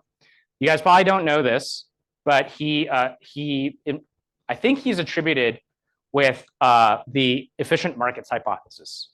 So in usually academic papers, they say like they name the paper based on their last name. So for me, if I wrote a paper, it'd be like quant 2023. For him, it'd be Fama 1970. So he's been doing this probably longer than most of your parents have been alive. And so the idea is, so he's a Nobel Prize winner, although he had to split it. It was really sad. I think he deserved it by himself. But in Fama 1970, he proposes what the CFA level 1 would probably call the efficient markets hypothesis. How many of you guys are taking CFA level 1 or 2? Anyone? No one? So I was told that they want me to take the CFA because if faculty members are CFA level 3, then basically for every faculty member who's a CFA level 3 member, they give a free slot to an HKU student. But if none of you guys are taking the CFA, I'm not going to take the CFA. So, but see, no one's taking the CFA, so why would I take it? No, actually, so I took CFA level 1, and then it was easy. But then I heard CFA level 2 is hard, and then I just didn't take it because I was going to get my PhD instead. So I never took it. But I heard that for CFA level 2, they have like a Python section now. So I think if they have that version, I'll take it anyway. But if none of you guys are taking, then I have no incentive. Anyway, some students last year asked me to take it. It was kind of funny. Okay, anyway, so he has 3 forms of market efficiency: strong form, semi-strong, weak form. I'll basically tell you the long story version of it. You don't have to know. Strong form basically says that if you're the CEO of Alibaba and you tell your wife the earnings, that even the wife of Alibaba could not insider trade because the market's so smart that they price any information, even the secret information of who's the CFO of Alibaba now, Daniel Zhang or something, that guy. Even though he knows everything about Alibaba, his wife can't even insider trade even if she wanted to because the market's so smart. That obviously that's not true. It's ridiculous. Semi-strong form says, the Alibaba guy's wife can insider trade, but you shouldn't be able to do anything else, right? If you're not doing something illegal, you cannot outperform the market portfolio or whatever benchmark you assume. And then weak form efficiency says you can probably use alternative data. You can go to a Macau casino and watch how many people are coming into the casino and then, report back and, do something like that. You can use mobile phone data to track how many people go into the Macau casino. You can do some crazy fancy stuff. But weak form efficiency says you can't use technical trading, past return information, past volume information, past price information to predict future returns.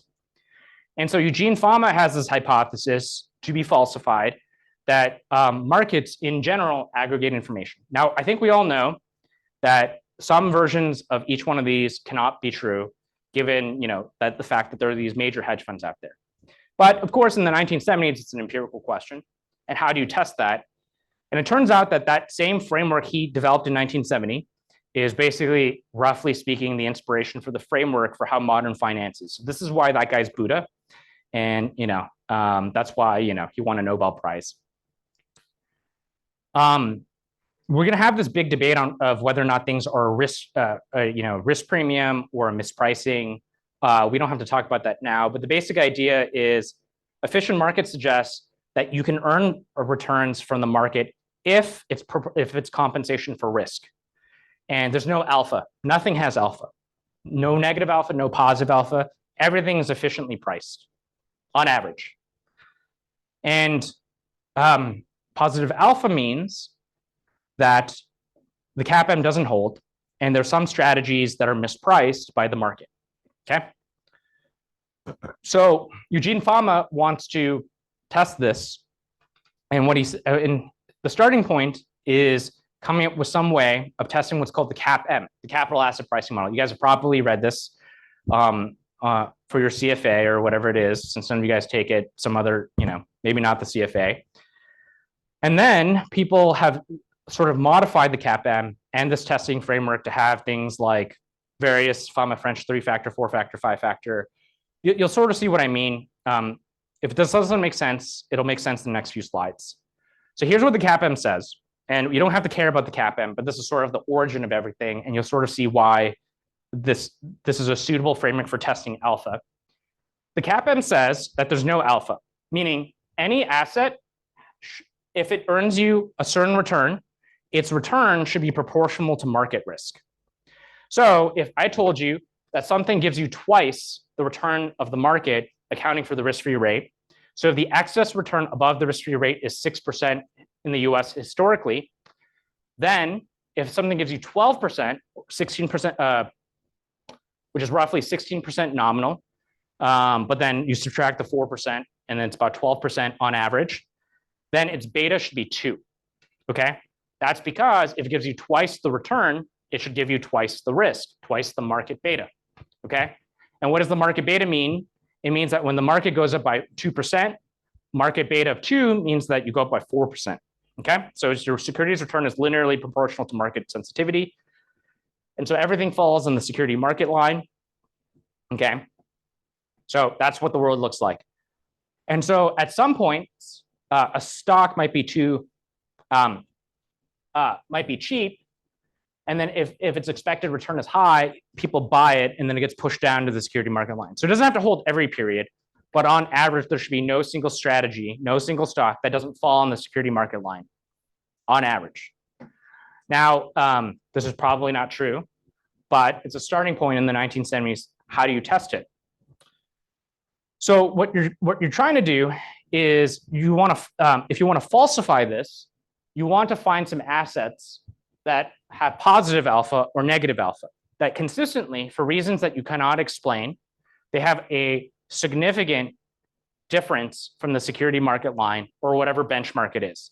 So Eugene Fama asks, how could you tell whether or not something has positive alpha, so whether or not the CAPM holds? Well, you can tell the CAPM doesn't hold if there exists a strategy that beats your benchmark consistently, okay? Why is this called alpha? Because if you ran a regression, typically the intercept term is called an alpha. The covariance term is called a beta. This is where the terms alpha and beta come from. So market alpha, market beta comes from literally this regression. If you run a regression, you might be able to find a return whose a security whose return is on top of the proportionality to market risk. So this thing might have a beta of 2, and then if it has a beta of 2, then it should have twice the return. So that should be 16%, but maybe it has a return of 19%. Its alpha is 3%, right? So it has 19% return. Yes, it's because it has a high beta, but its beta does not explain the fact that it has a high return. And so what that means is it's going to fall above the security market line, okay? That means that this thing, if it was on the security market line with this return, should have this beta. But it actually has a lower beta than what's required, meaning that it actually has positive alpha, okay? So this is basically the notion of what an alpha and a beta are. It comes from this idea of a regression, where in a regression, what we try to do, and most of you guys have taken regressions, we'll explain it later, but basically the idea is, in a regression, they always estimate y equals alpha plus beta 1 x1 plus beta 2 x2 in a regression. That's literally where the terms alpha and beta come from, okay? Or at least what I think, where I think they came from. So if you have a strategy that has positive alpha, it means that controlling for market risk, you have some positive return that the benchmark, the market doesn't explain. Now, the thing that you guys might know about regressions is that you don't have to put the market in here. You only put the market in here if you believe in the CAPM. But you could put, since he's a 3-factor guy, the Fama-French 3 factors, you could put the 5 factors, you could put the Barra models. It depends on what hypothesis you're trying to test. But the idea of this regression, testing the CAPM, basically he invented the framework that we use to test for alpha in general. And it's actually got some really nice properties. So actually a lot of modern finance is stuff that Eugene Fama thought about in the 70s and we still use, because he is really that good. Now, so a strategy's beta is 1, the market performed 6%, and this strategy returned 12.2%. Its outperformance was 6.2%. And so if on average, this outperformance happens month over month, year over year, we consider that excess return to be statistically significant. And so the idea is we're trying to figure out whether accounting for the beta, this alpha is positive, okay? Okay. Okay, so this might all sound abstract. Let me use an example very close to home. Okay, but basically the first thing I want to say is you can actually generalize this to what's called the multi-factor model, where you put any arbitrary thing in your benchmark, not just the market portfolio, but a bunch of stuff. Now, and what you're trying to do here is you're trying to figure out whether there's alpha to this strategy. And then what you want to do is figure out what these betas are, because the market beta tells you how sensitive you are to the market or any given benchmark factor. So I'm going to give you guys an example close to home, which I always think is pretty funny. Let's talk about my dad. So my dad is a honky, okay? I'm an ABC, he's a honky. My dad watches CCT every morning. He believes in the rise of China. Great, he's happy that I'm here. Okay, my dad lives in the US, okay? This is probably what my dad's benchmark should be, because his retirement account is a combination of the US ETFs or mutual funds, the Hong Kong market, and the European market. And my dad, to be honest, trades a little too much. I want him to trade a little bit less, okay?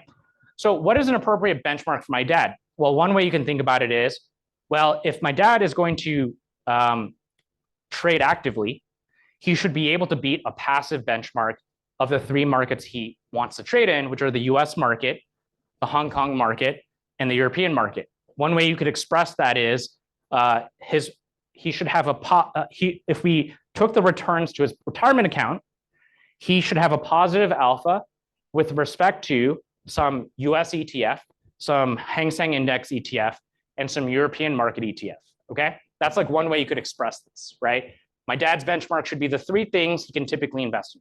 For me, it'd be a bunch of different things on top of this, because I'm a little bit more sophisticated than my dad, despite my dad's protest that I'm not.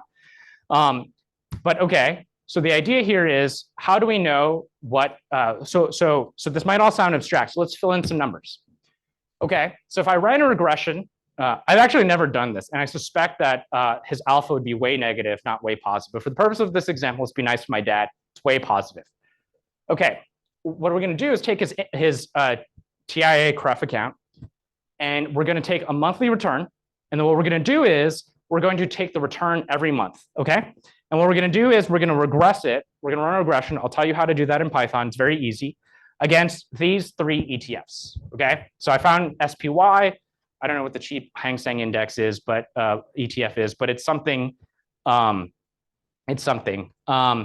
then I don't know what the European ETF is. But if I did this, what a regression would do is it would fill out these numbers. So in this world where my dad's an excellent trader, because he watches CCTV every morning, knows everything that's happening in Hong Kong and the markets, he would have a positive alpha of 2%. What the regression would do is it would say, on a monthly basis, he outperforms this benchmark by 2%. What it would also do is tell you how his portfolio behaves with respect to these benchmark ETFs. So for the US market, Hong Kong market, and European market, it would give you different numbers. My dad believes in this side of the world. He probably overweights in his portfolio Hong Kong stocks.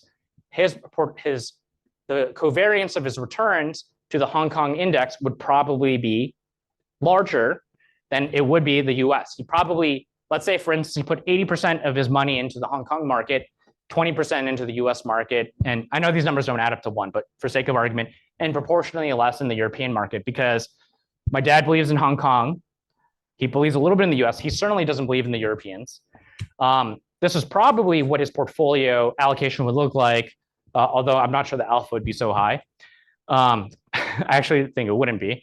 But the idea is what a regression would do would say, well, your portfolio empirically co-varies a lot with the Hong Kong market, because my dad's a honky, he believes in Hong Kong, he trades in this market a lot.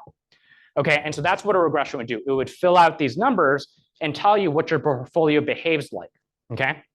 Now, how you interpret this would be that, well, maybe my dad is actually a great trader, if he had zero alpha, then he might as well just hold a passive allocation.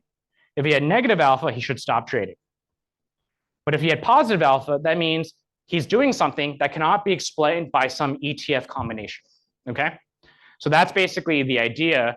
A regression will fill out these numbers for any given arbitrary benchmark and any given arbitrary return stream.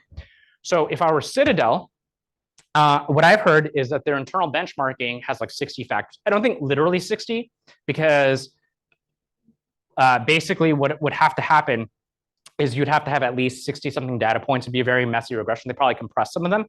But the idea is Citadel has, or companies like Citadel, have so many factors that their benchmark's a lot more sophisticated, right? And so their benchmark's going to look very different. And so if you want to figure out whether this new strategy will beat your benchmark, meaning your existing strategies, you can put your existing strategies returns on the right-hand side. And then you can say, okay, this new strategy, does it have alpha with respect to my existing strategies, whatever they may be? So what's really cool about this framework is that if you work at BlackRock or if you work in private wealth management for a family office, maybe what you want to do is just put some simple equity baskets and a real estate portfolio, because the typical family office probably just wants equities and real estate. If you're Citadel, you probably have a bunch of alternative data strategies and you want to put those benchmarks, those returns as your benchmark. For my dad, you want to put probably just these three. For me, probably these three plus some things, some strategies that we'll talk about in this class, right? So what's really cool about this framework is that you get to basically, it's the most powerful tool, I think, in asset management. This idea that you can actually benchmark your strategy, both the risk exposures and then as excess outperformance with a simple line of code. And we'll show you how an example of that, where we can use this framework to actually invent a new strategy. And I'll show you guys an example of that. It's pretty cool. Okay, so how are we doing on time? Okay, let's just keep going, and then we'll take a break in probably about 10 minutes. And then I'll show you guys some code, and then we'll call it a night. Does anyone have any questions? Like, I know this is a little murky until you see the code, but the basic idea is a regression will, given an arbitrary benchmark, allow you to fill it in, okay? And fill in this regression model and basically calculate your alpha and your risk exposures. What benchmark does the overall market use? They typically use what's called the Morningstar. Basically, it's about it. So what some people did was they looked at which mutual funds received money, and then they correlated that with your factor alphas. And basically, the benchmark alpha that is most predictive of mutual fund inflows turns out to be whether or not you just beat the market. So in other words, if you want to be evaluated, the average manager, all they have to do is beat the market. And so that's empirically what most investors care about, at least in the mutual fund space. Pension funds and things like that, and LPs into hedge funds probably care about more stuff, but the average retail investor just cares about cap and alpha. What should you use? It kind of depends. If you're, we sort of saw my dad's benchmark. Who you are determines what your alpha is. I forget who said this, but it's like, it's not alpha, but it's alpha to you. Like, it depends on who you are, what your alpha benchmark is. Do you guys want to take a break now? This is where I took a break last year. Should we take a break now? All right, I see some nods. Let's do 8:45, and then we're going to finish from then. Okay, let's take a 10-minute break.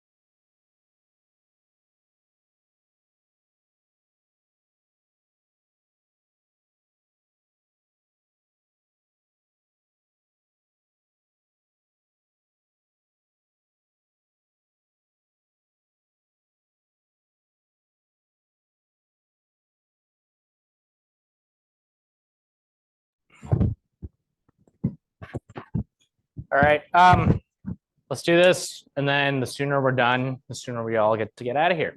So I do not promise this, but I will try to end a few minutes early. But we'll try. Okay, so basically the basic idea is that given an arbitrary benchmark, a regression is what we're gonna want to do is calculate the alpha and the beta exposures. And how do we do that? How do we make what statistical procedure do we use? Most of you guys are taking some sort of fintech classes. You guys have probably heard of what's called a linear regression. And that's all it really is. It's this thing that we invented in the 1910. I don't know when we invented the regression actually, but a long time ago. And what regression is basically you take data and then you just like draw a line through it. Literally, the way it used to work is that if you wanted to estimate a regression coefficient, what people would do is plot data on a piece of paper, and then they would use a ruler and then just basically plot. Like they would just draw a line through a cloud of points.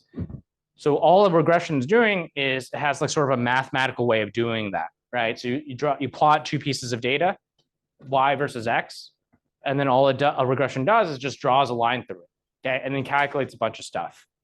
A regression works well for not just one variable. It can work well for any number of variables, so long as you have enough data. So if you have like, let's say 35 data points, you could have, I think, 33 or 34 different covariates. It wouldn't be a good idea, but you could do it. So all a regression does is it says, okay, given two variables, let's draw the line of best fit. Given three variables, let's draw some surface of best fit, okay? And so that's all it's really doing, okay? Let's come up with the numbers, beta 0 through beta blah, blah, blah, that give you the best fit for the cloud of points, okay? That's all a regression does. Regression is cool because it basically tells you the slope of these lines. It also tells you for each one, each coefficient, beta 1 through beta whatever, how strong these relationships are, okay? Now, think of this as your asset return and think of this as your market return. What the alpha is, it says that assuming that the market did not move, the market return were 0, what would be the return of the strategy? That's what an alpha is. It's also the intercept. Okay, so assume that the market did not move, or assume that your strategy were beta neutral. How do you make it beta neutral? Well, if your strategy were, let's say, had a beta of 1, you would take the spider, the SPY index, and then you'd short it. So that your overall market exposure on average is 0. Okay, so and then assuming you did that without cost, which obviously it's not free, your alpha would tell you how much return you get, assuming you had a beta neutral portfolio. So pension funds pursue what's called portable alpha. They basically take these 0 beta portfolios that are supposed to have positive returns irrespective of their market beta. And then that alpha is the return you would expect to get on average. But anyway, that's neither here nor there. The idea is if the market did not move or you had a 0 beta portfolio, an alpha would mean that you have positive return anyway. Okay, that's return that cannot be explained by market risk. And so again, this idea of alpha, beta, it all just comes from a regression estimate. These are just pulled out of a very simple like regression, econometrics textbook or statistics textbook. Now, in quant trading, what we care about, it sort of depends on what exactly you mean. Sometimes, in some contexts, we don't care that much about R squared as you might think. I'll sort of explain what that means later, but basically, first things first is how does this regression work? What a regression does is it basically it solves this objective function. What that means is essentially it's just minimizing the sum of residual standard error, squared errors. What a squared error means is if you draw a line through your data, this error is the difference between the line and the data point.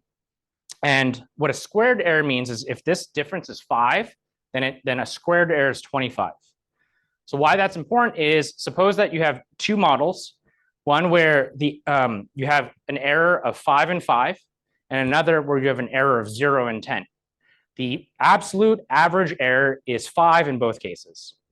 But a regression is going to prefer the model that has 5 and 5, not 0 and 10. Why? Because 5 and 5 is 25 plus 25. 0 and 10 is 0 plus 100. So in other words, we want to minimize the super big errors, okay? That's basically what a regression does. Lasso, ridge regression, you guys take machine learning, essentially do something similar to this, but they put some other restrictions on what the coefficients can be. Okay, so that's what like a lasso and ridge regression do. They basically just modify this objective function. Why this is particularly useful though, OLS, is because there's some properties that I don't want to go into. It's called BLEU, best linear unbiased estimator. But the basic idea is the reason why people start with OLS is because you can actually just solve it by hand. So if you're an econ grad student, you'll like remember this. Beta equals x transpose x inverse x transpose y. Basically, the long story short is if you do some very simple calculus, you can actually solve beta directly. Whereas things like ridge regression and lasso, you actually need a computer to do. I guess you all need computers to do it, but I guess this is like a direct deterministic calculation, and ridge regression and lasso a little bit harder.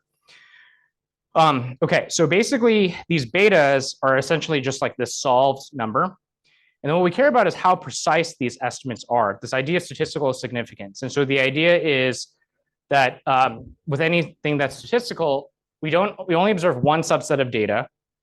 And given the variability of the data, we might say, well, if I were to extrapolate that to the population, I'd be more certain in some cases versus others. So for instance, like what's the, I hope I don't come up with a weird example off the top of my head. What's the population of people in Hong Kong? Okay, so I might say that the average population that I've seen in my sample is 5'7". Okay, sorry, this is like American metric system. That's my height, 5'7". But if I saw one person who's 5'6", one person who's 5'8", and then they're all in that range, the variability of my sample is pretty small, right? And then I might say, well, I don't exactly know, but it's probably within this range. The variability is pretty small. But if I see like Yao Ming and then this midget, like if I see like a 4 foot tall person and Yao Ming, I might say, well, I have no idea what the average height of people in Hong Kong is. My population dispersion is so high, right? So I don't know what the true height of people in Hong Kong is. I know that the sample dispersion is really high, so I have no idea what the population is. Whereas if in my sample I saw everyone's roughly Allen's height, then I would say, well, I can't tell you what the population is going to be, but in the sample, the variability is really low, right? And so that's the idea of statistical significance. The more variability you see in your sample, the less confident you are what the actual population estimate is, right? That's the idea. So people summarize this in what's called the T statistic, right? So in the case of height, it would be, okay, I'm going to give me 5'7" minus the null beta 0, which is 0. So, or whatever null hypothesis. What you might ask is it true that people in Hong Kong are taller than people in, I'm just going to make something up, Korea? Okay, so what you would do is you would take the average height of people in Hong Kong minus the average height of people in Korea, and then basically you would take some sort of standard deviation of your population estimate. Okay, so that's literally how you would do it. In a regression, you have like multiple variables, so it's a little bit more complicated. But the idea of what a t-stat is you can basically think of it like what is the average? It's kind of like almost like a Sharpe ratio, but it's kind of like, it's just what is the population average estimate divided by the variability of your data, adjusted for your sample size. That's one sense in which it's different than a Sharpe ratio, because Sharpe ratios aren't adjusted for sample size, but it's basically sample average divided standard deviation divided square root of n. So the more data you have, the more precise you are, right? So if my sample size were 3, and I saw that one guy's 5'6", one guy's 5'8", one guy's 5'7", I'd be a lot more confident if I had 30 samples than if I had 3, for obvious reasons, right? So the idea of a t-statistic says if whatever my estimate is, the more variability I observe in my sample, the worse I am. But the more samples I observe, the better I am, right? So that all makes kind of sense, should make a little bit of sense. A t-statistic in the context of regression is just an extrapolation of this idea with a little bit more math. But the idea is you get a t-statistic for every coefficient, okay? And so just to sort of show you here, what I'm going to do is I'm just going to take some random data set from R and then just estimate the relationship between height and weight. Presumably, there are people, the taller you are, the heavier you are. But as you can tell, there are some people that are thinner than others, and there's some people that are less thin, I should say. And you're going to get some dispersion. And so what you're going to do is you're going to just draw some line through the data, right? So what a regression does is basically it just draws this line, okay? You can tell that it's not a perfect fit. There are some people that are thinner and some people that are less thin. And what a regression is going to do is give you the coefficients, right? And what it's going to do is for every variable here, it's only one variable. It's going to give you what is the impact on the y variable of a given change in x. And then it's going to, for every variable, give you a t-statistic or a p-value. They're basically two sides of the same coin. A t-value is basically your estimate divided by your standard error. That's your t-value. A p-value just tells you, is it significant or not? And so basically what you're going to look for in most in t-values is you're going to look for something on the order of 2. Actually, in finance, people, because returns are noisy and because people are worried about data mining, they're kind of worried that people like sort of data snoop. So what people look for is actually a higher t-value of about 3.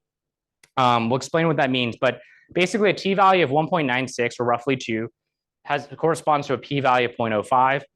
So if you basically had an unbiased and you just basically tested a hypothesis fairly, what a p-value of 0.05 means is there's like a 1 in 20 chance you accidentally found a strong relationship when it doesn't really exist in the overall population. And because people like data mine, people, it's much harder to find a p-value of 0.01 or a t-statistic of 2.55. So people jack it up to 3. And so if you find something that's a t-value of 3, it's a lot less likely that it's data mined is sort of the idea. So typically in most statistics classes, they say, and it's arbitrary, but they look for a t-value of 1.96 in finance. There's been a big debate about this, but some people argue you should have a t-value of 3. Some people argue that's stupid. Some people argue, though, that there's a lot of data snooping, and so people want higher t-values than what a traditional stats textbook would teach you. We'll go more. We'll talk more about that in the next few classes. But basically, long story short, you just care about a regression will spit out output like this, and your goal here is to interpret it. So instead of weight, you might get what is the covariance to the market portfolio, and instead of this intercept here, I guess it would be the same, but that'd be your return alpha. And then what you're looking for is what are these numbers, but also are they significant? Because if I told you your alpha is 4%, but the t-value was like 0.1, that means it basically is very wild estimate. You just got the number by chance. But if I told you your t-value was 3%, that means it's very unlikely that Alan's dad doesn't have 2% alpha, right? And so that's sort of the idea. People care about R squared. We're not going to care too much about R squared in this class. I'll explain why as we go on. But R squared basically says how well does the model fit overall, and what a good model is. Ideally, in machine learning, is essentially everything fits the line. When you have a strong relationship, but things are wildly off the line, that's what's called the low R squared model. The one on the right is what's called the higher R squared model. And R squared basically is this number like percentage of the data variation explained. I know for many of you guys probably know what this is, so I'm just ripping through it very fast. That's the formula, blah, blah, blah. Why this is what I wanted to say is basically just that this is the methodology that we use to fit the factor benchmark. So given like the benchmark, we just use the regression, and it's essentially designed to fit these values. What goes into your benchmark is chosen by you. But what I want to do now is walk through an example where I'm going to show you something where it looks like this thing vastly underperforms the market, but because of this factor methodology, we can tell it's very simple to tell that putting this in your portfolio would be awesome. And it's actually something that I put in my portfolio. It's not investment advice, but something that's helped me a lot the last few years because it's actually pretty good for my portfolio. And you guys will sort of see that here. So what I did was I prepared a Python notebook, lightly modified from last year, and it should be in the Dropbox. It's also hosted on quant1. It's a very simple one. And basically, the idea of what I'm going to try to show you here is there's this strategy called quality. I'm not advocating that you guys necessarily trade it. It's just it's actually done well the last few years. But the point of it is it has such a weird relationship with the market portfolio, at least in the US, that even though it looks like it really sucks, like by itself, when you put it into your market portfolio, the backtest looks great. And you guys will sort of see the steps I take in analyzing the market portfolio and its correlation with the market portfolio. And you'll sort of see why I came to the conclusion that it would be good for my portfolio. And you can see at least what happens in a backtest when you combine them. So what is the quality minus junk strategy, the quality strategy? We're going to have lecture 5 or 6 will be this thing called accounting anomalies. Quality minus junk is, some people call it like the Warren Buffett strategy. The idea is you just buy companies with very good accounting performance along the dimension of, I think, sales growth, dividend payout, low leverage. There's like 30 different accounting ratios they look at, or 40 different accounting ratios. But it actually performs really well internationally, and was the product of research done by these academics at this company called AQR.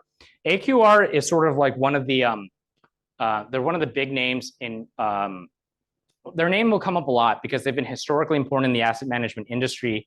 But what they do is they run a lot of the large asset management strategies espoused by academics.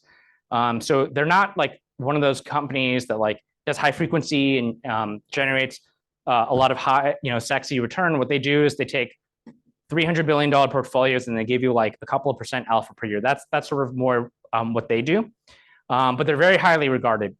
So they put out this data sheet that you can see here linked that basically documents the quality minus junk strategy over time, which they sell as obviously an institutional product.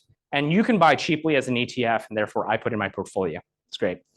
But let me just show you basically a little bit about it. So you can download this link. I have this Python notebook that was written pretty much by GPT.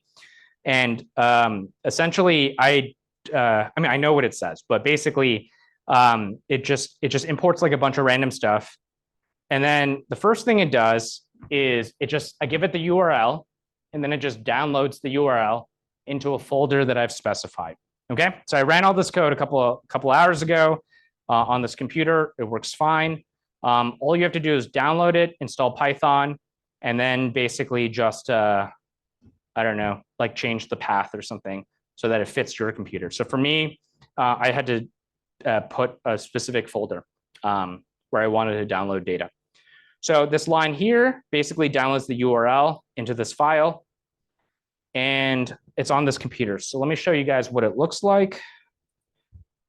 It looks like this. So it has a couple of sheets. One's called QMJ factors. This is the performance of the QMJ strategy across different markets across time in different countries. And then it has, or I should say, with the presence of Hong Kong in different markets. But then, and then as the market portfolio, the size portfolio, we'll talk about that, the value portfolio, and some other junk. I don't know. What we're going to do is basically take the market, and we're going to take the quality minus junk portfolio. And what we're going to do is benchmark quality minus junk against the market.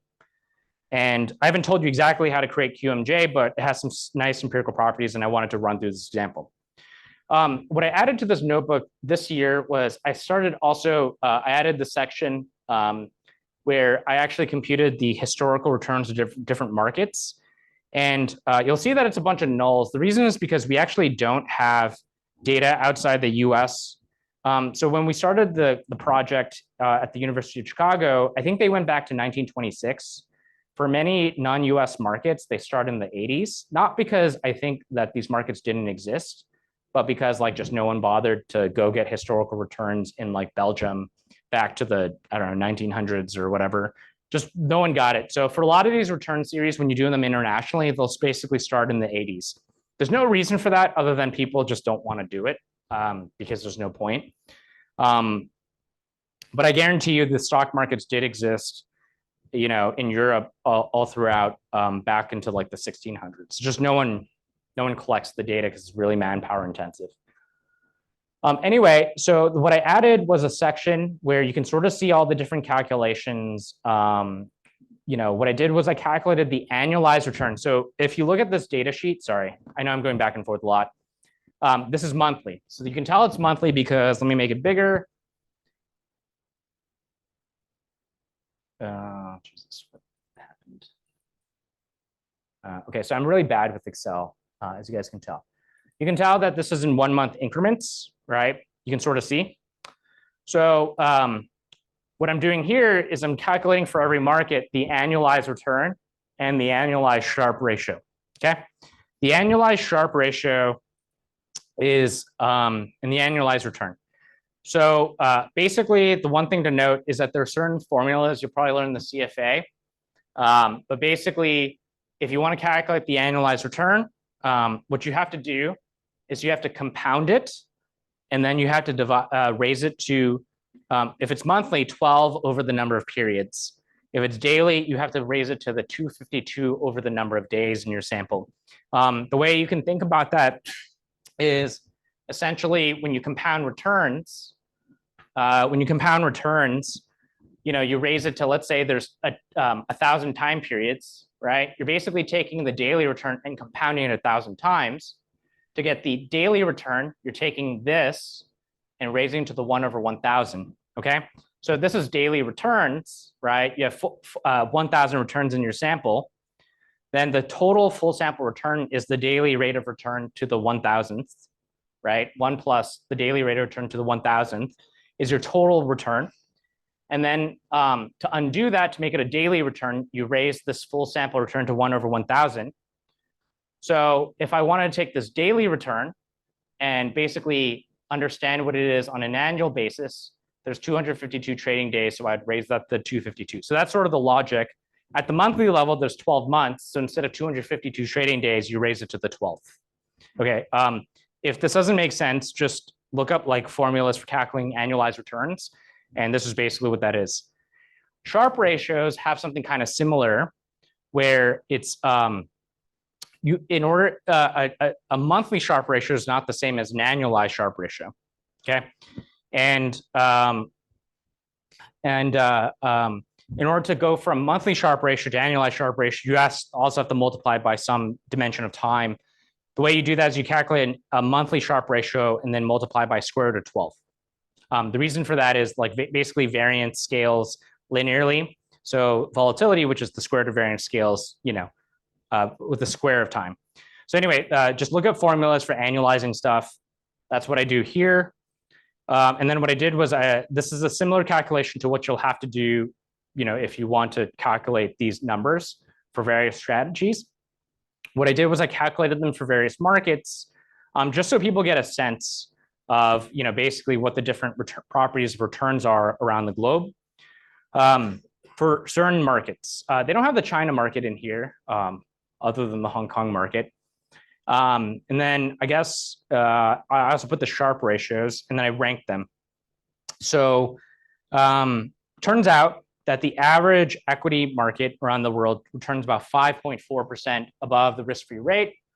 US and Switzerland, for reasons I can't explain it, is the best. I think US probably just because it just keeps hitting the GPT, Google, internet jackpot decade after decade. I don't know about Switzerland. I don't know why its returns are so high.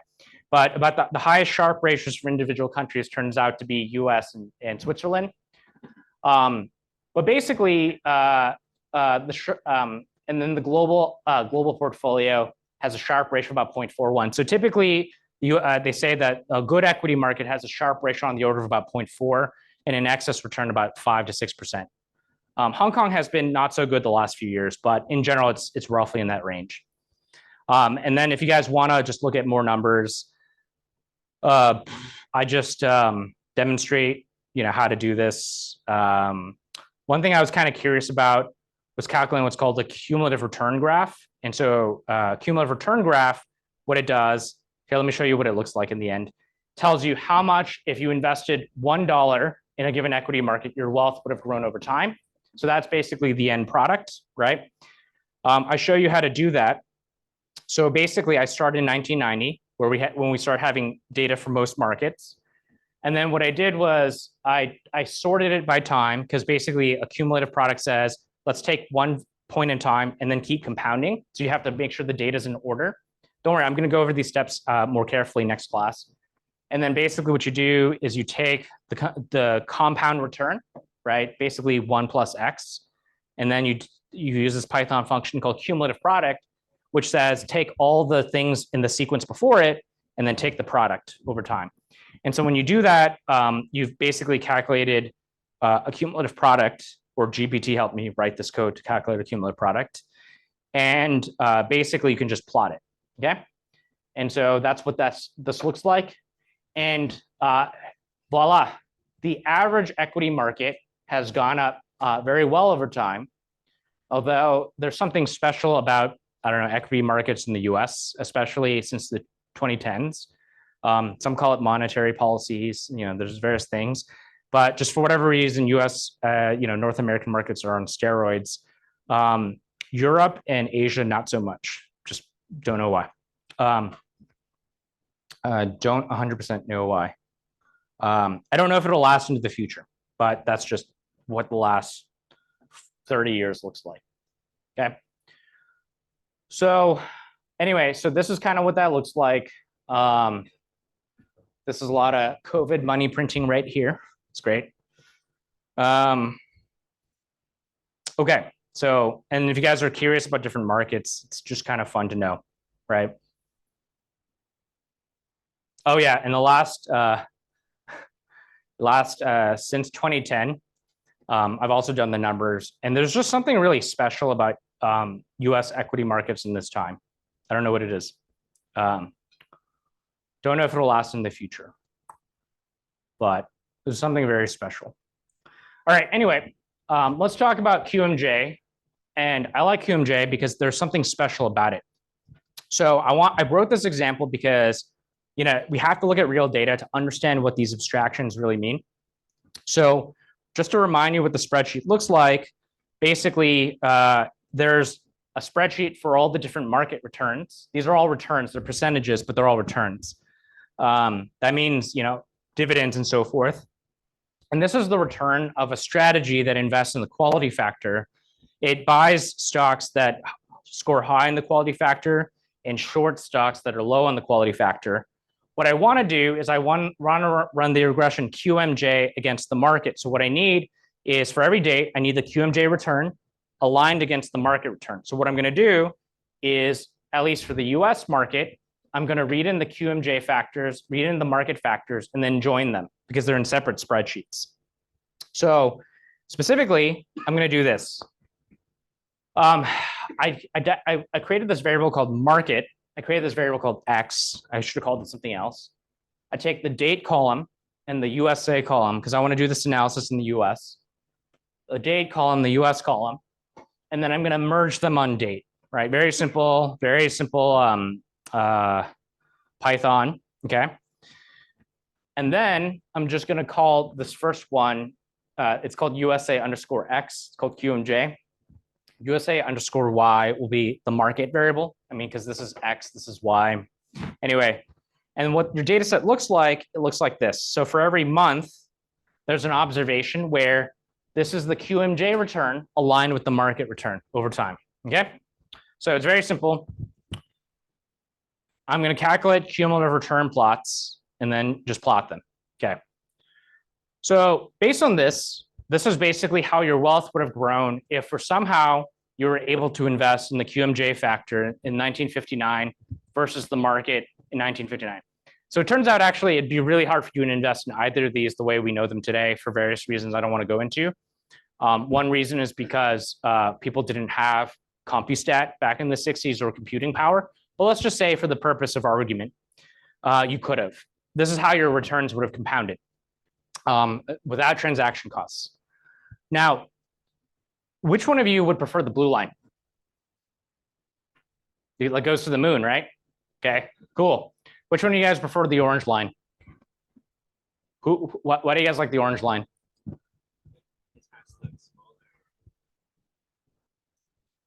Yeah, so that guy is risk averse. Yes, you're risk averse, and that guy wants to go to the moon. Which one do you prefer? I guess it's really up to you. But I'm going to argue that you can produce a better version of both. And I'm going to tell you that the factor regression that I've been yammering about for an hour will tell you exactly how to do that, or at least that it's a good idea.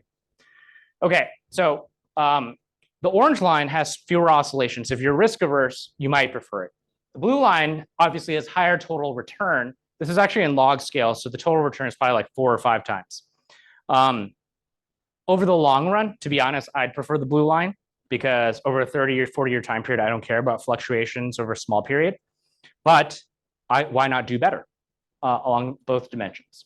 How do we do that? Well, probably there's some version of this where under certain conditions, they can diversify each other. I'm going to tell you that given 2 return series, it's not obvious that they'll necessarily provide good diversification. But let's first take a look at some facts. The market crashes here in 1971. What is this, like some sort of Iranian oil crash? I have no idea. The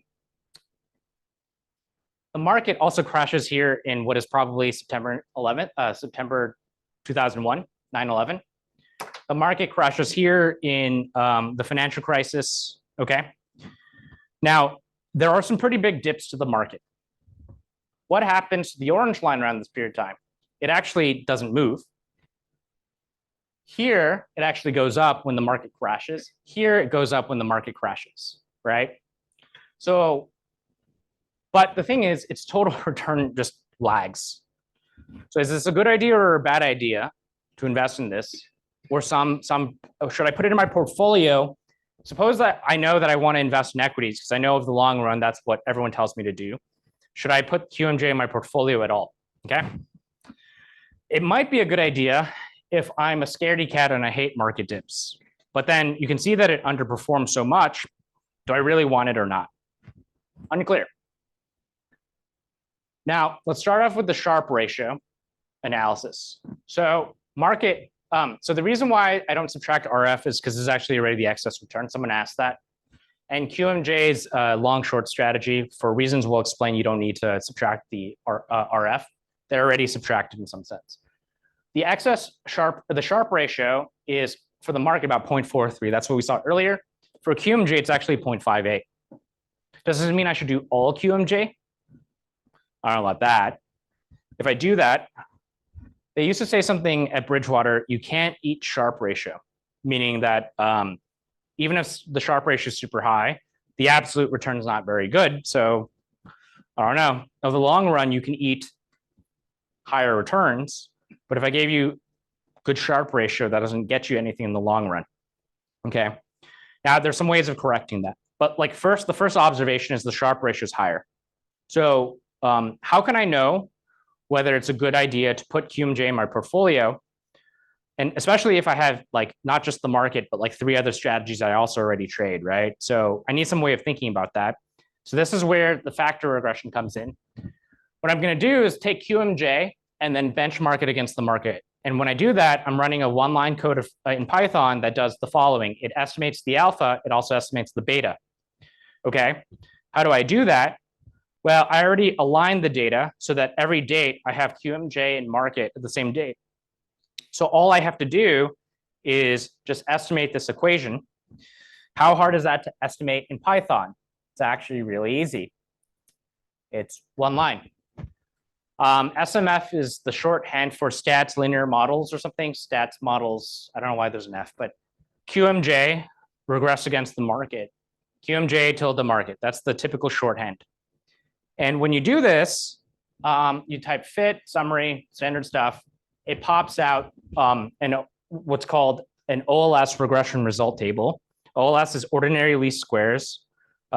Means least squares means minimize sum of squared errors. It's what a typical regression is.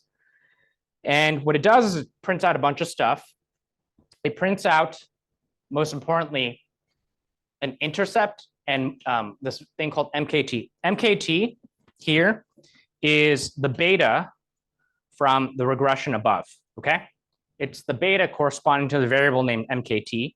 Intercept is the alpha in the traditional model. So if I were to test the efficient markets hypothesis, I would expect that the intercept or the alpha is 0, or if it's non-zero, it's statistically insignificant. What do we find here? We find that this thing has a negative market beta. That's not surprising given the graph, because the graph said when the market fell, QMJ went up. So it's got this negative correlation to the market, at least in those special periods. On average, what that means is most of the time it goes in the direction of the market, but sometimes it goes against the market. And so because it goes against the market sometimes, especially when the market really drops, its beta is actually negative. But if the market goes up, okay, then doesn't over time, and this thing goes against the market, shouldn't I then see QMJ goes to 0? The answer is no, because it has a positive alpha. What a positive alpha means is if the market did not move, there's some days where the market is flat, some months where the market's flat, or two or 3 months where it goes up, down, it's on average flat. If you had a market neutral portfolio, this is what the average return to QMJ would be, hedging out any market exposure. How do you interpret this? This is in decimals. What it means is for a given month, the QMJ strategy on average returns 52 basis points. If you compound that, that's 1.0052 to the 12th. That's roughly 6 or 7% per year. It means that without taking any market risk, you get about 7% excess return, okay? That's not like, it's not going to put you to the moon, but it means that there's something positive alpha that cannot be explained by risk. In fact, if anything, this is actually a hedge against the market.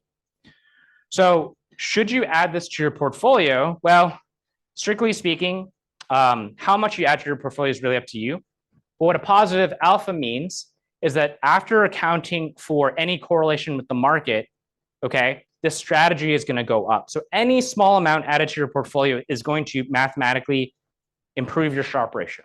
Okay, that's just how it works. So what it means is there's some positive return that cannot be explained by your market exposure.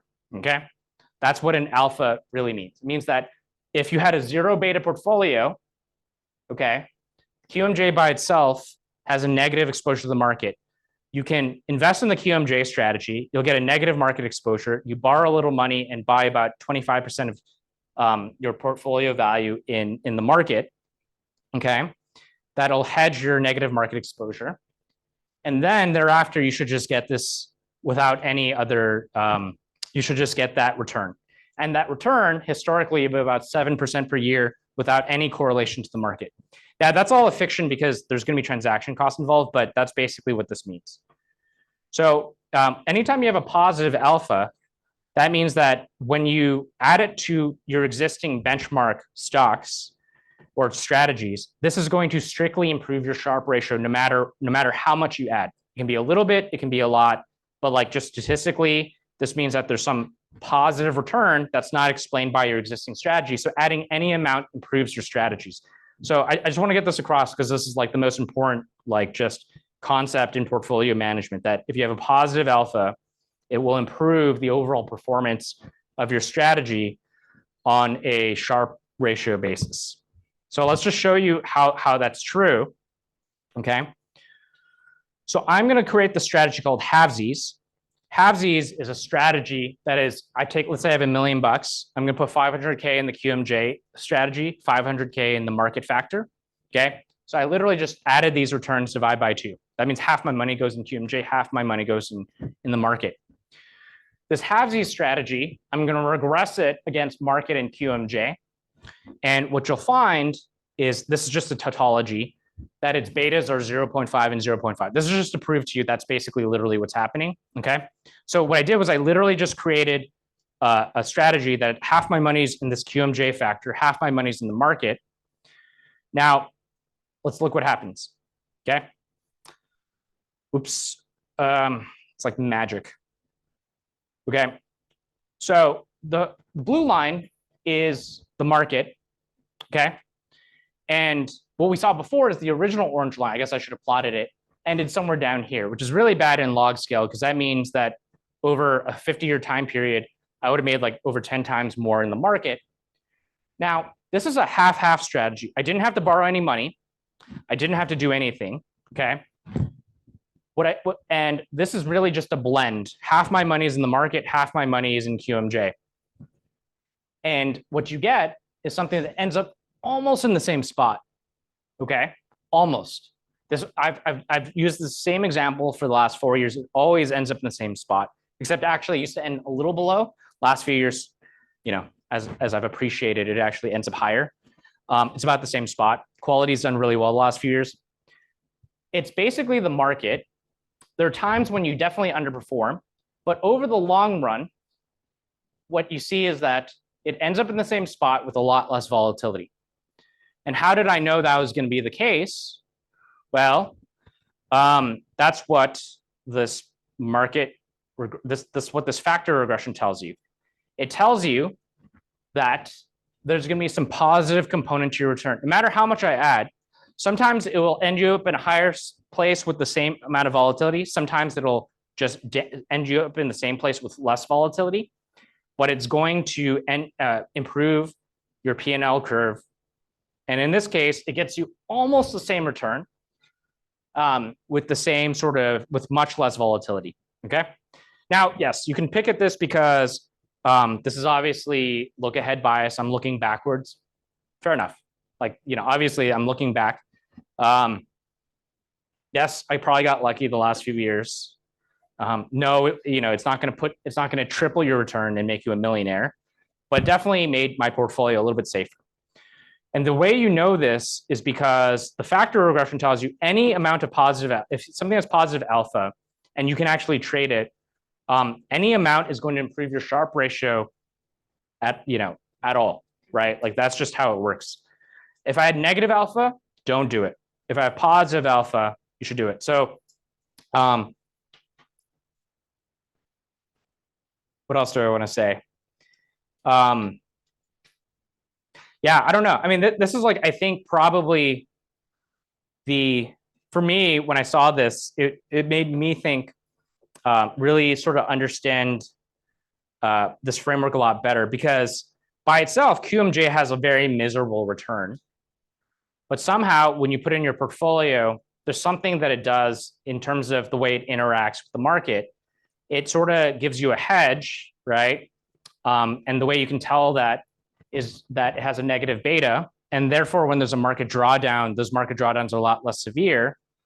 It also gives you a positive alpha. So it has to improve your Sharpe ratio relative to the market. And so when you take the Sharpe ratio of the halvesies strategy, the Sharpe ratio of QMJ was 0.6, for a market was 0.4. The alpha tells you that it's going to do better than either alone. And the Sharpe ratio is actually 0.84. Okay. So the Sharpe ratio is just, you know, it's not going to be exactly additive, but it'll be somewhere something like that. And you can tell this, you can predict this. This will always be a robust fact anytime you take two strategies where one has a positive alpha. Okay. The Sharpe ratio will always improve. You can do all sorts of simulations. You can probably prove it mathematically, although my math sucks.